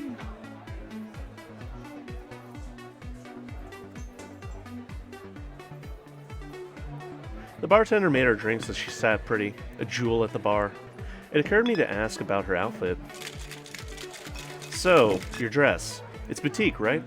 It certainly caught my eye over the sea of Spicer's gift tees and crop tops. Good eye, yes. It's a Typhoon original. Do you think it looks good on me?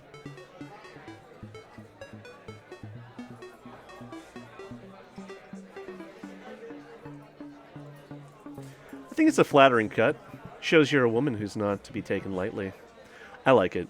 It suits someone like you perfectly. Thanks. It means a lot, really. And hey, you're not too bad looking yourself. Maybe. I could stand a few pointers sometime. That'd be interesting. Okay, deep breath, small talk. I swear I used to be good at this. He lied through his teeth.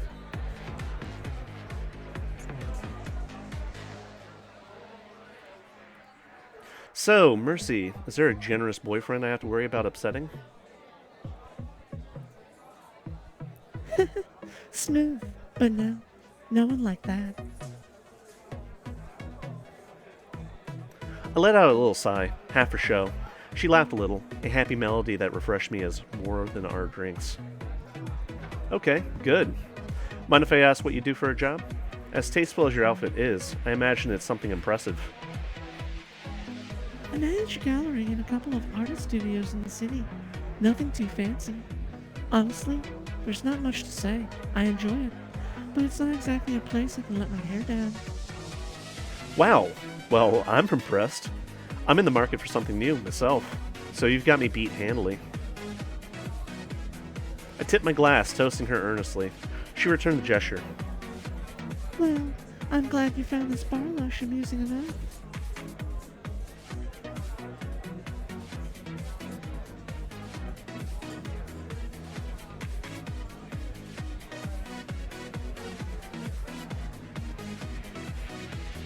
I have to be honest, I was hoping I'd meet someone here, but I wouldn't have dared hope for someone like you. I feel the same. Trust me.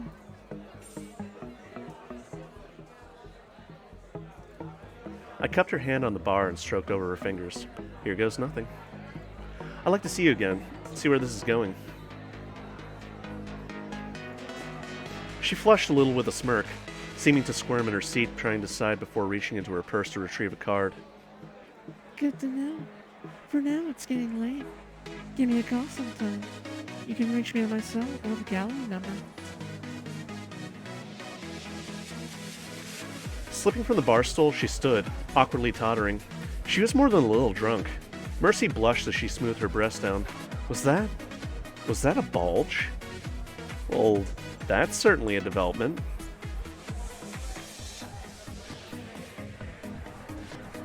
This is too interesting to pass up. Alright. We got Goat Girl with our context list. So let's take a look at what we got here. By the way, you can call the club like DJ just fine, but if you try calling Kobe, reception is really bad at the moment. I should try again when I'm home. Dude, he's right fucking there. Alright, whatever. So, she's gone. We have 2 more people that I'm aware of. I don't think they added any secret characters that you can date. Although there are secret characters around. You just can't see them right now. I'm not really looking forward to 1950s bar waitress lady, but we'll give her a shot. Amid all the splashing and bustling of the barely clothed pool patrons, the bunny girl waiting off to one side seemed to be all by herself and scanning the crowd with coy interest. Amorous's pool parties were pretty legendary. There weren't many places you can go after dark and drink, dance, and take a dip. Many of the clubgoers didn't mind the excuse to rock up to the club in showy swimwear, and Kobe's tales of the changing area could make him even blush. The bunny girl was pretty cute. A curvier girl with an outfit that showed off her full figure perfectly. It seemed like she had swimwear on under her sweater with a towel by her side, but hadn't worked up the nerve to strip down, which put us both in the same boat with my swimwear under my clubbing outfit. Her glasses only aided to the timid way that she eyed up the other clientele. She seemed a little bit more mature than some of the other patrons, maybe a little older. A cute librarian-looking girl? How could I resist? Introduce myself.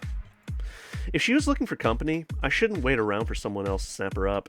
Okay, first, I need to get her attention.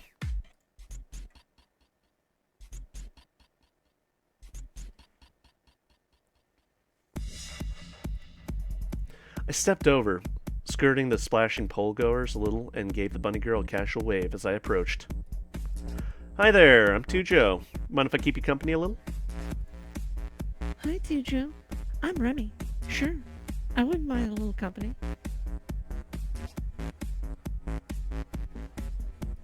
I smiled and took my position next to her at the rail. She gave me a distracted smile as if I'd disrupted her in the middle of something. I don't think we've met, right? I shook my head. Honestly, I'm a little like you. A bit of a wallflower. My brother comes here all the time, and I'm, well, let's call it an experiment in being a little bit more outgoing. I wouldn't say I'm a wallflower. I just like weighing up my options a little. Huh. I guess I must look pretty shy and lame out here by myself, huh?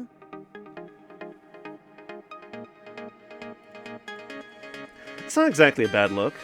I don't exactly say myself jumping right into the pool and trying to go from there. All that splashing and wet fur? Messy. Exactly. So speaking of people watching, do you know that lifeguard over there?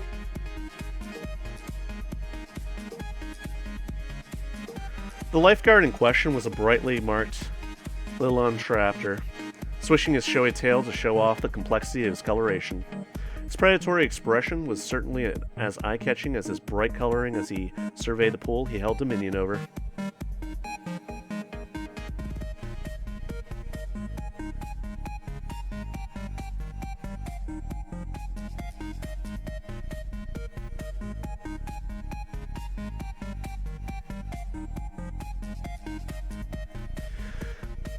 Besides the obvious showiness of his markings, the toothy grin he had showed his predatory attitude well enough. He was athletic in the lithe, evenly muscled way you could probably expect from a swimmer. The outfit he wore didn't leave many of those muscles to the imagination. The low cut of his vest showed off the toned shoulders and ribs and gave a tantalizing peek of his abs, where the shirt, more than definitely, deliberately, stopped a few inches from his hips, giving a window of dino underbelly. His shorts were tight and a white fabric that made me wonder if they were a little bit transparent in the water. They certainly provided an adequate exhibit of his toned thighs and rump, quite peelably tight. Remy giggled a little at my side, nudging me with her elbow. Whoa there. I saw him first, huh?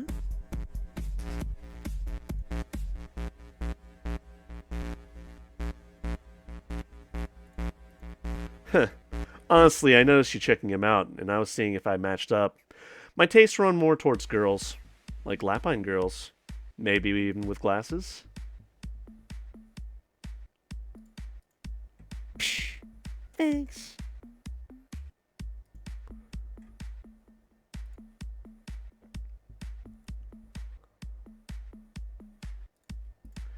You seem like a really great woman, and I'd feel a little weird setting you up with him after coming all the way over here to try to get your attention. If I'm barking up the wrong tree, let me know, but for reference, I'm interested.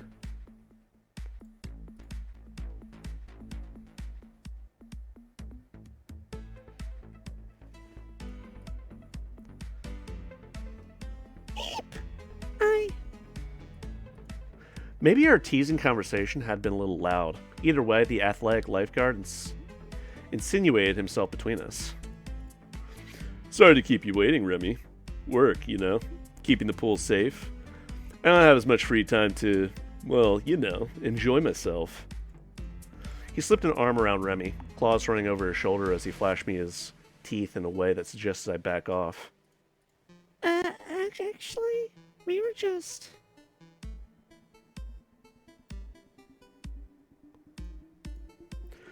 Looks like I got here just in time. I think Waddles here was just leaving for the bar. Forget it, newbie. We both know you ain't up to the challenge of a woman this good by yourself.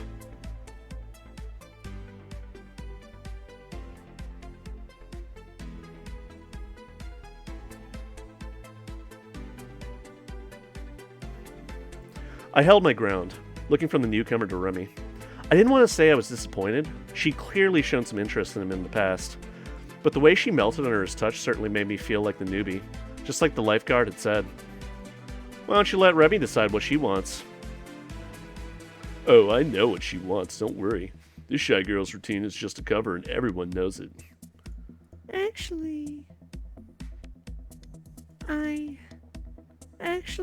I'm sorry, Tujo. You seem nice, but me and Rip. His clawed fingers pulled her closer as he gave a playful chuckle, fingers running down the sleeve of her outfit. You heard the lady. There's plenty of people to be nice to inside. Bad luck, champ. As he led Remy away, she gave me an apologetic look, which held my attention only for a few seconds as Rip, of course he had a name like that, used her turned backs as the opportunity to flick his fan tail at my face. Balling my fists, I made my way back to the club. Okay, I failed. And she's gone. You know what? I'm going to consider that a victory because it spared me her bullshit. Looking at her, she's a lot better than I remember her being, but she was not my top pick. In fact, she'd be one of my bottom picks. I'm sorry to be cruel, like, if there's any bunny lovers out there, but it does present a challenge, so I'll have to try again sometime. Also, I know I've said it before, I know somebody that looks exactly like that. Their persona, anyway. So I'm going to have to ask about that. Alright, I think this is the last prospective date for the night. The back of the club smelled of soured beer and cigarette butts, but in some ways, that beat the suffocating smell of dancing bodies and 100 antiperspirants. The parking lot out back had a handful of others catching the breeze off the waterfront. Some were hanging out at their cars, taking a smoke and tailgating. Others exchanged flirting goodbyes, trying to catch a few more minutes with each other in the privacy of their cars. I couldn't help but feel that some of the patrons loitering out here were just a little rougher than the glitter and short skirts of the clubgoers inside. On the edge of the lively conversations, a candid with a nose ring was leaning on the wall to the next building over. His, or maybe her, jeans were fashionably torn but fit well, showing off a somewhat effeminate curve at the ties. Topside, the brown furred Husky's t-shirt and racer jacket didn't really give much away. I'd known girls with just as little upstairs. All in all, they looked relatively androgynous, and the general impression I got was that, whoever they were, they seemed frustrated as they checked their phone repeatedly. Gender aside, the Husky certainly seemed in a soured mood.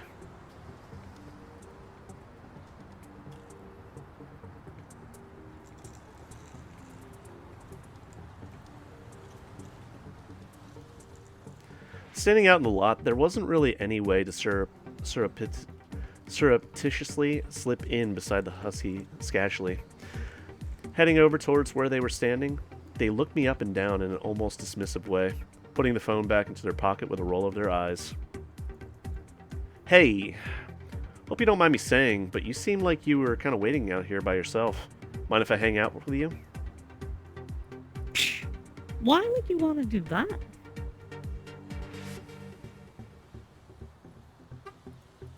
Honestly, you seem a lot more interesting than most of the people in there. I might have looked your way once or twice, but you look kind of busy. I was kind of hoping I'd catch you inside, but figured I'd ask. The Husky laughed derisively and crossed her arms. They had somewhat of an accent, not too thick, but with a tint of something old country? New England, maybe? Yeah, no. You wouldn't catch me dead in there.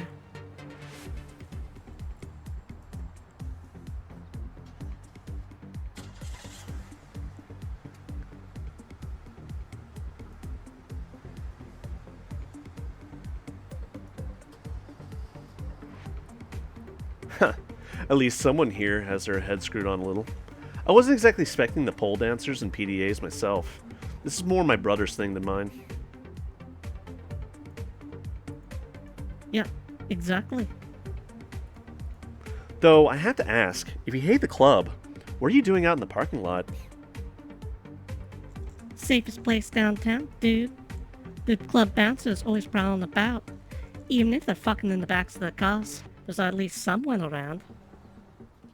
I got my car jacked last year. Safer to park it here, and the parking's free too. I was waiting on a friend. We were gonna go for a night ride. Guess that plan went to shite, 'cause he hasn't replied in ages. That sucks. Smart idea, though.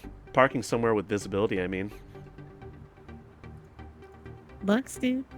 Saw it on a crime show once. Do you always call everyone dude? A dude is just a dude. Big dudes, little dudes, good dudes. It's not a gender thing. I call everyone dude. Especially when I don't know the names. Fair enough. Well, I'm Tujo Mizuki, if that helps. The husky didn't really seem the type to shake hands or anything, but they nodded and smiled all the same. You're a bit of a stick in the mud, ain't you? Fine. No more dudin'. I'm Lex, by the way.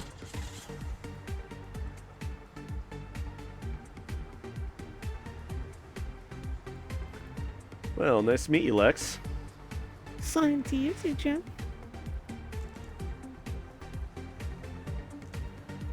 Lex actually did offer their hand and shake. The husky seemed a lot less frustrated now. They leaned back against the wall again, pulling out a pack of cigarettes and offering it my way with a fresh one between their lips. You smoke?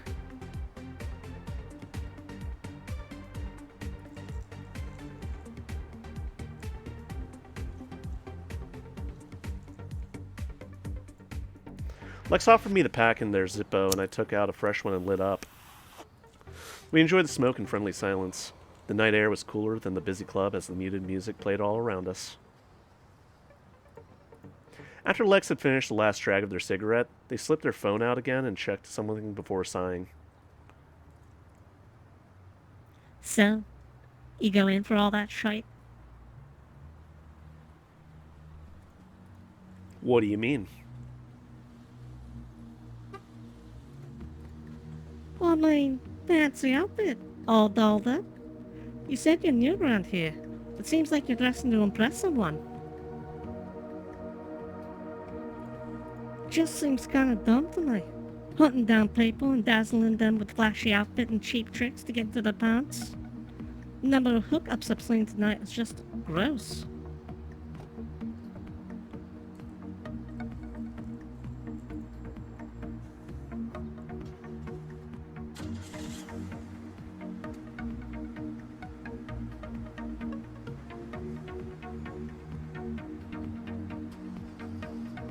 You're commenting on the outfit, so I guess it worked. Nothing wrong with trying to catch someone's eye. I mean, that's why people wear band shirts, right? So others know they're interested in the same thing. I guess the club is kind of like that. The suit shows you mean business. Raver gear is more about leaving an impression. The people who cross-dress are expressing themselves. If it bothers you, well, I'm sorry. But if you're only talking to me because I'm wearing something flashy, well, I'd rather be flashy and have your attention than fade into the wallpaper and not get to meet you. Huh. Well, that's enough of that. I guess you have a point about looking the part. But I'm not talking to you because you're so hot. I just had to get to know who you were.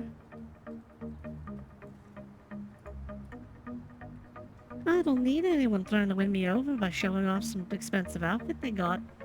I'm not looking, and even if I was, someone's wardrobe is way down the list of things I give a shit about.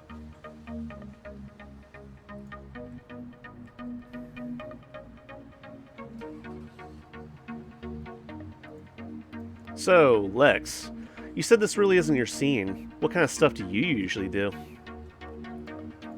Lex sighed and chuckled. Even their voice was somewhere in the spectrum between tomboyish or a higher-pitched guy's voice. That might have had something to do more with Lex's rough accent. I couldn't quite place it. Well, let's see. Usually I go to one of the bars off the strip, but you know Whitus? I shook my head.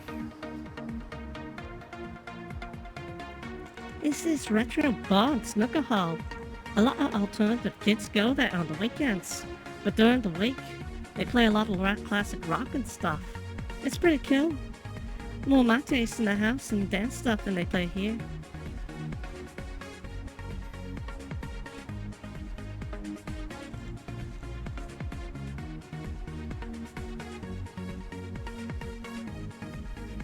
So, Lex, you seem like a pretty cool person. Mind me asking more about you? Seems like you're not local here. I guess.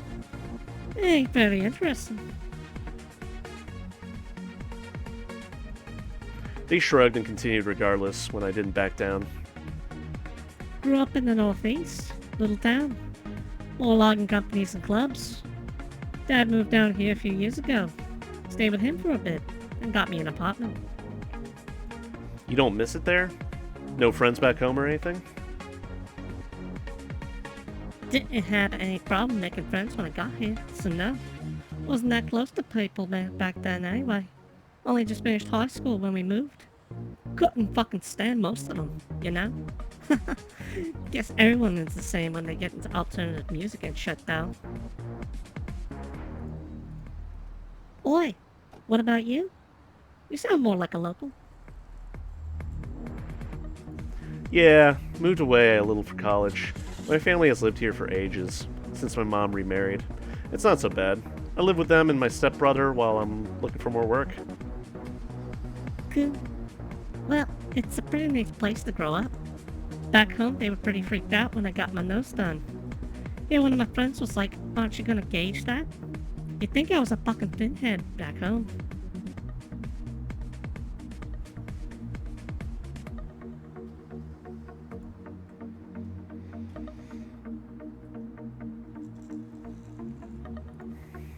So, I saw you checking your phone before we started talking. Are you much for phone games? Yes and no. It's fine for being bold and stuff, but I don't really stick with anything for too long. Like those Ego pets and stuff. I kinda get bored of that stuff pretty quick. I used to when I was younger, on the bus to high school and stuff. But since I can pretty much drive anywhere I want to go now, I don't really have the time. Not one of those people who sneaks in a slow game on Facebook or something like that when they're working then? Huh. Nope. I guess I'm just kinda shit at multitasking. I never get anything done if I was trying to concentrate on one of those time management games. What about you, anyway? Following those new ARG things you can play with your phone?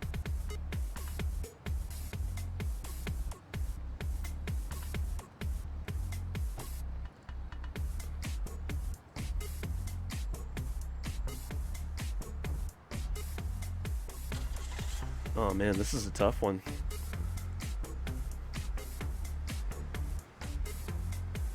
Ugh. I always hate it when they're trying to talk to someone and they pull out a gun. I'm always like, okay, I guess we're done talking then. Don't worry, I only phone responsibly. Ha! You'd better.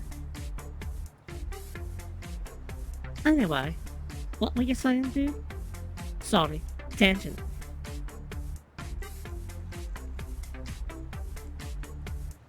Hey, Lex.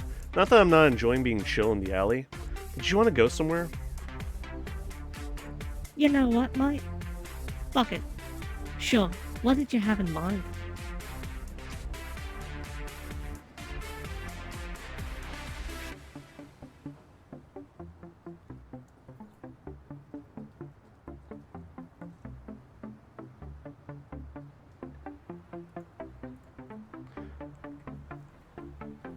You mind if I take a rain check here?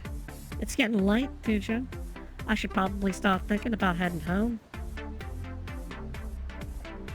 You're pretty cool, Tujo. Thanks for keeping me company. Why don't you give me a call sometime? Here, let me text my number over. I'm glad we got to chat, Lex. Thanks for that. I'll give you a call later and maybe we can hang out.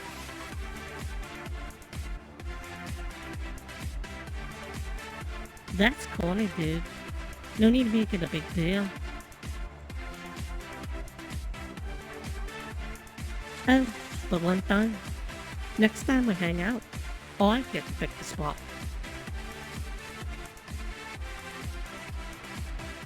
Deal. See you, Lex. Alright. So, I'm gonna go ahead and quickly save. Uh-oh.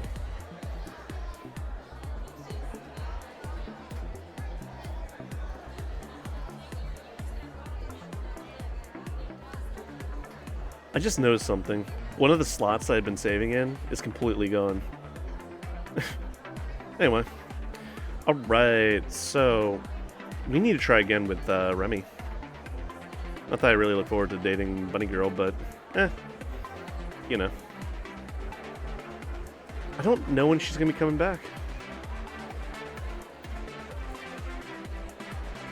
Alright, so pretty much anybody that's a prospective date has been approached and engaged with.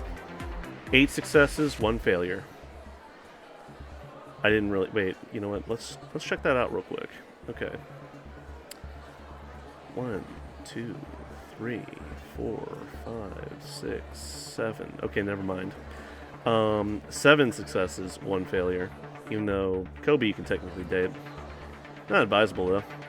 Alright, we pretty much accomplished everything we're going to be doing here. Let's go ahead and talk to Kobe. Hey, bro! Lots of nice guys around tonight. What's up?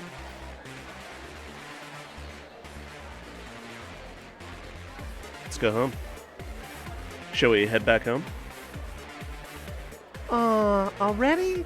Okay, I guess it's getting pretty late. Let's go.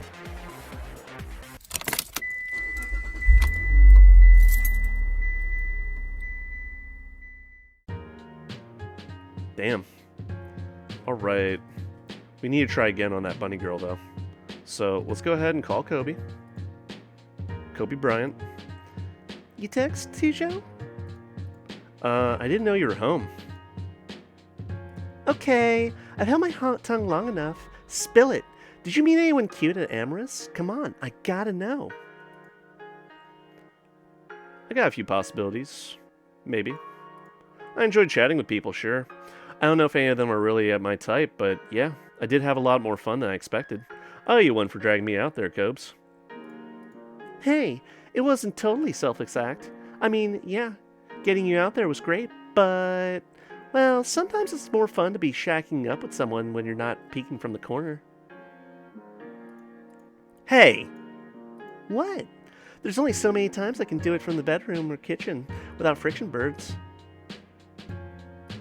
Information I didn't know, I didn't need about where I sit and eat. Well, I'm sorry to disappoint you about last night. I'm still getting back in the dating saddle. You're getting back out there. That's the most important thing. Well, what are your plans now? We might need to try hitting the club again. I don't think I mingled enough. Perhaps we should try again one more time. This time, I'll be more sociable without being so nervous. I can organize that. Don't worry so much about trying hard. Just be yourself. I can vouch from experience that you're charming enough already.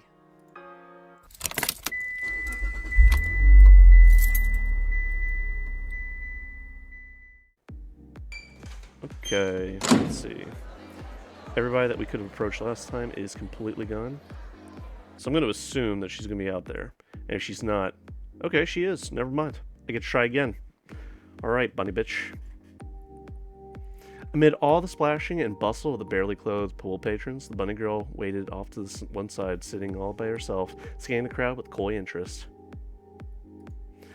Amorous's pool parties were pretty legendary. There weren't many places you could go after dark to drink, dance, and take a dip. Many of the clubgoers didn't mind taking the excuse to rock up in the club in showy swimwear, and Kobe's tales of the changing area could make even him blush. The bunny girl was sitting cute, a curvier girl with an outfit that showed her full figure perfectly. It seemed like she had swimwear under her sweater with a towel at the side, but hadn't worked up the nerve to strip down, which put us both in the same boat with my swim gear under my clubbing outfit. Her glasses only aided to the timid way she eyed up the other clientele. She seemed a little bit more mature than some of the other patrons, maybe a little older. A cute librarian-looking girl? How could I resist? Okay, let's see. If she was looking for company, I shouldn't wait around for someone else to snap her up. Okay, first I need to get her attention.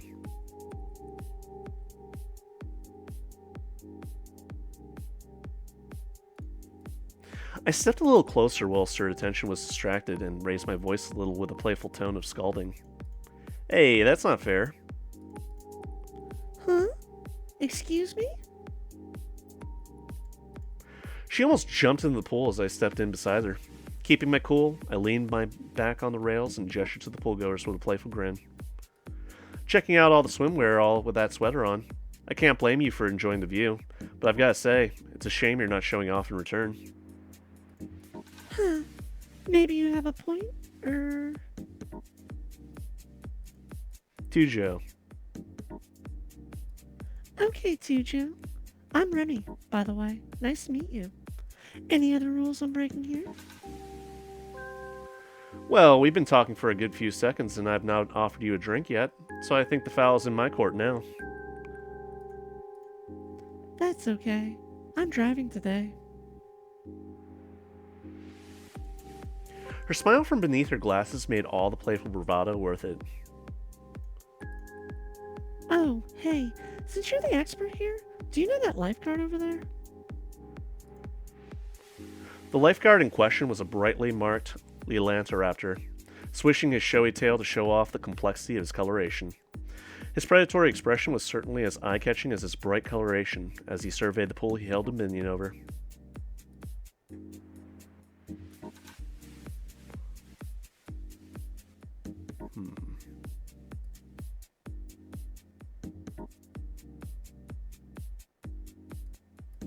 Honestly, he looks like he'd eat a bunny girl like you for breakfast.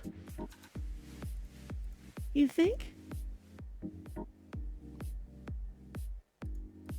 Well, I guess fluffier girls are more biteable. That's the kind of guy you go for. Predatory. Bad boys. Hush, you. He'll hear.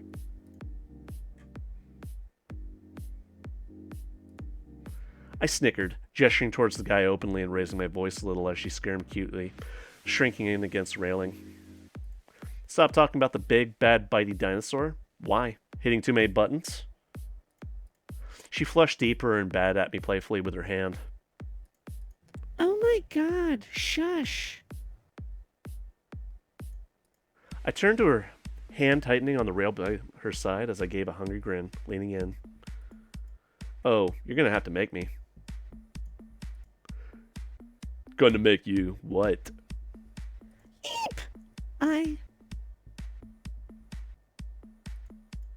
Maybe our teasing conversation had been a little loud. Either way, the athletic lifeguard insinuated himself between us. Sorry to keep you waiting, Remy. Work, you know. Keeping the pool safe. I don't have as much free time to really enjoy myself. He slipped an arm around Remy, claws running over his shoulder as he flashed me his teeth in a way that suggested I back off. Actually, we were just... Looks like I got here just in time. I think Waddles here was just leaving for the bar. Forget it, newbie. We both know you ain't up to the challenge of a woman this good by yourself.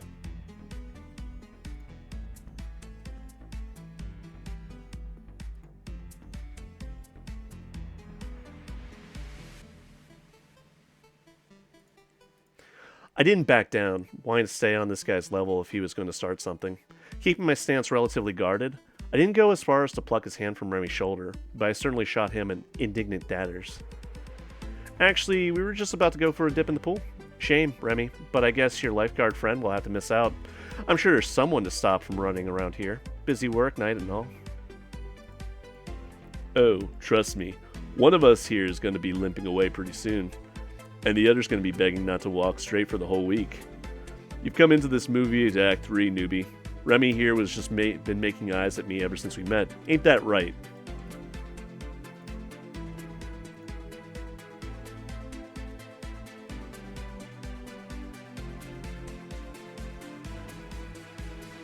This asshole didn't give you the time of day till now. I think I know who the newbie here is. Remy, I can't promise that I'll treat you like a jerk, like Stripey over here. But you don't have to wait for the cheerleader squad to climb off me to get a chance. Forget him. He isn't interested in anything more than a notch on the staff room table. Actually...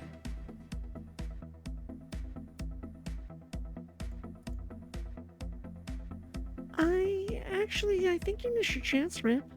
Tujo here seems to actually want to spend time with me. She placed her hand on the lifeguard's and gently moved it off her shoulder. He didn't fight it, but his scowl told it all. Fine. You know what, Remy? When you're back here next week and still unfulfilled, you're gonna have to beg. Dumb bitch. He stormed off, coming close enough that I thought he planned on smacking me. He whipped the fan tail ineffectually against me as he patched on his warpath. Jeez. Someone's been taking too many steroids tonight. I sighed and looked to Remy, who was looking a little bit less mortified as Rip. Of course, he had a name like that. Slammed the door to the staff room behind him. I'm sorry about him. That's okay. It's not like I didn't expect a little competition. I think it's about time to take that dip, huh? After that, I think I need to cool off a little. Yes, sir. Good idea.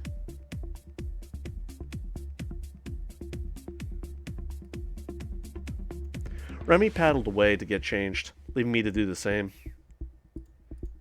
I quickly changed out of my club gear, glad to have some swimwear on underneath so I didn't have to risk running into Riptide in the changing rooms. I stood there in anticipation, waiting to see the bunny girl would be wearing. Making a first impression in my swim briefs was a little bit more exposing than flirting at the bar. Not that some of the others wore much more than even on the dance floor, but when Remy returned, her approving smile reassured me a little. Her body was displayed beautifully, even with the minimal outfits of some of the other patrons. I couldn't help but feel lucky for risking butting heads with Riptide to get to see so much of the bunny girl in return. Her chest was of an impressive and proportionate size to her womanly curves, accentuated by the single-piece swimsuit that hugged to her broad hips and under the heavy bust. I knew I was letting my eyes wander a bit, bringing him back to her pretty face with a look of admiration. Stepping down to the pool together, the mood lifted now that Riptide was out of the picture. That's so much better, right? You know it. Better company, better locale. We shared a mutual grin, floating together in the mild evening air, enjoying the water on our skin and a quiet moment between us. So, Tujo, when you're not saving girls from big bad lifeguards, what do you do? Besides enjoying the spoils of war, she means? I'm between jobs at the moment, getting reacclimated to the area, using it as an excuse to get out a little bit more. Meet new people, you know? That sounds nice, actually. Good to be so positive about it. What about you, Remy? What do you do for a living? Actually, I'm a chef. I work part-time in a restaurant and teach at the local college a little too. Really? That's pretty impressive. Teaching some pretty difficult, no? Not so much in culinary school. Everyone is there to learn at least. I don't think I'd be brave enough to teach in a high school or something like that. So, Remy, tell me something interesting about you. Well, I don't know how interesting it is, but I guess it's worth pointing out that maybe I'm a little bit older than some of the other club goers.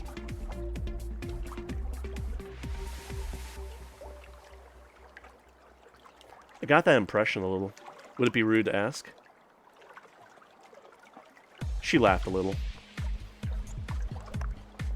Better say it now than further down the road. I'm 32. Not gonna be a problem, is it?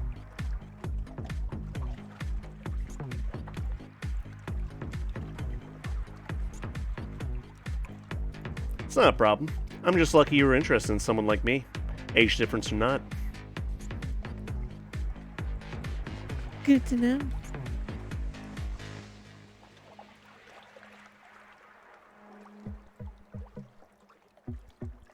Okay, here's a weird one. What's your second biggest fear? Second. Well, my first is heights. My second, probably sharks. Like the sea monster sharks. Not a race thing, obviously.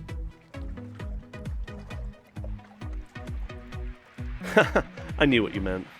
Sea creatures spook you, huh? Yes and no. I think they're beautiful creatures, you know? Prehistoric and majestic in certain ways. I guess it's just the idea of being stuck out in the ocean and something like that showing up that kind of freaks me out. I nodded solemnly. I could see that. Being out there with unknown depths below you, no way of knowing what's lurking down there, not knowing that something might sneak. What is that? I looked behind her, peering into the water with a puzzled look. She bobbed herself around to face where I was looking, and she slipped close, spooked. I suddenly brought my hand to grab her by the shoulder. Sorry, Remy. I couldn't resist. She splashed a wave at me and giggled. You are awful. I almost jumped out of my skin. Hey, take that as revenge for having to deal with Mr. Lifeguard. I didn't exactly expect to have to pick a fight with the staff to get to speak with you. Fine. I hope I'm worth all that. I smiled and stroked along the damp fur of her arm. She leaned in close so we could cuddle up. My fingers played down the smooth swoop at her side. Oh, you're definitely worth it. Thanks, Tujo. So what were you talking about before you scared the crap out of me?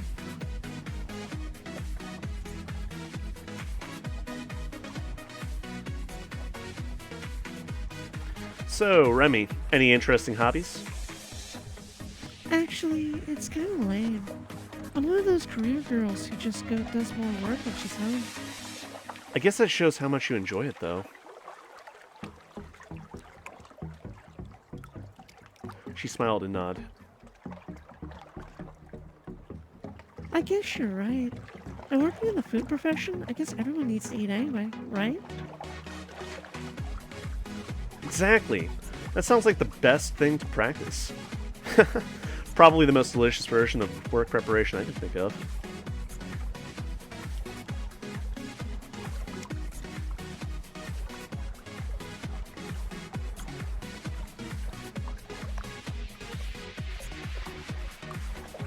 Huh. Look at the time. We've been here for ages. Time flies, I guess. I guess it's been a while, huh? I shouldn't stay out too much later either. I didn't realize how late it was getting. Definitely shouldn't stay here all night either. But hey, I've really enjoyed our time together tonight, Remy. Can I get your number? I'd like the chance to see you again. Of course. I'd really like that, Tujo.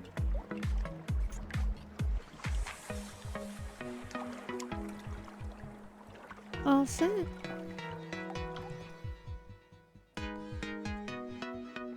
Thanks again, Tujo. Here's my number. Call me sometime when you're free, okay?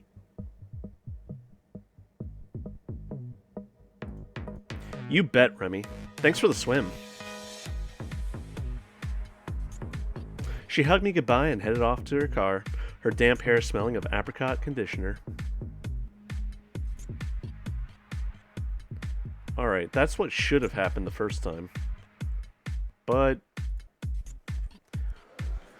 I guess it was my loss for not being assertive enough. Alright, we can finally head home. Our conquest is over. We have all contacts in our phone. And it's from there that we choose one by one.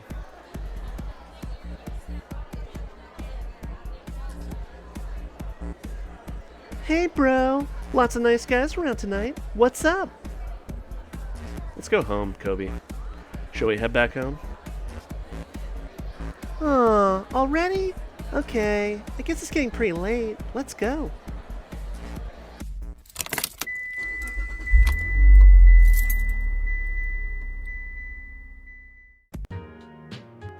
Alright, let's go ahead and save.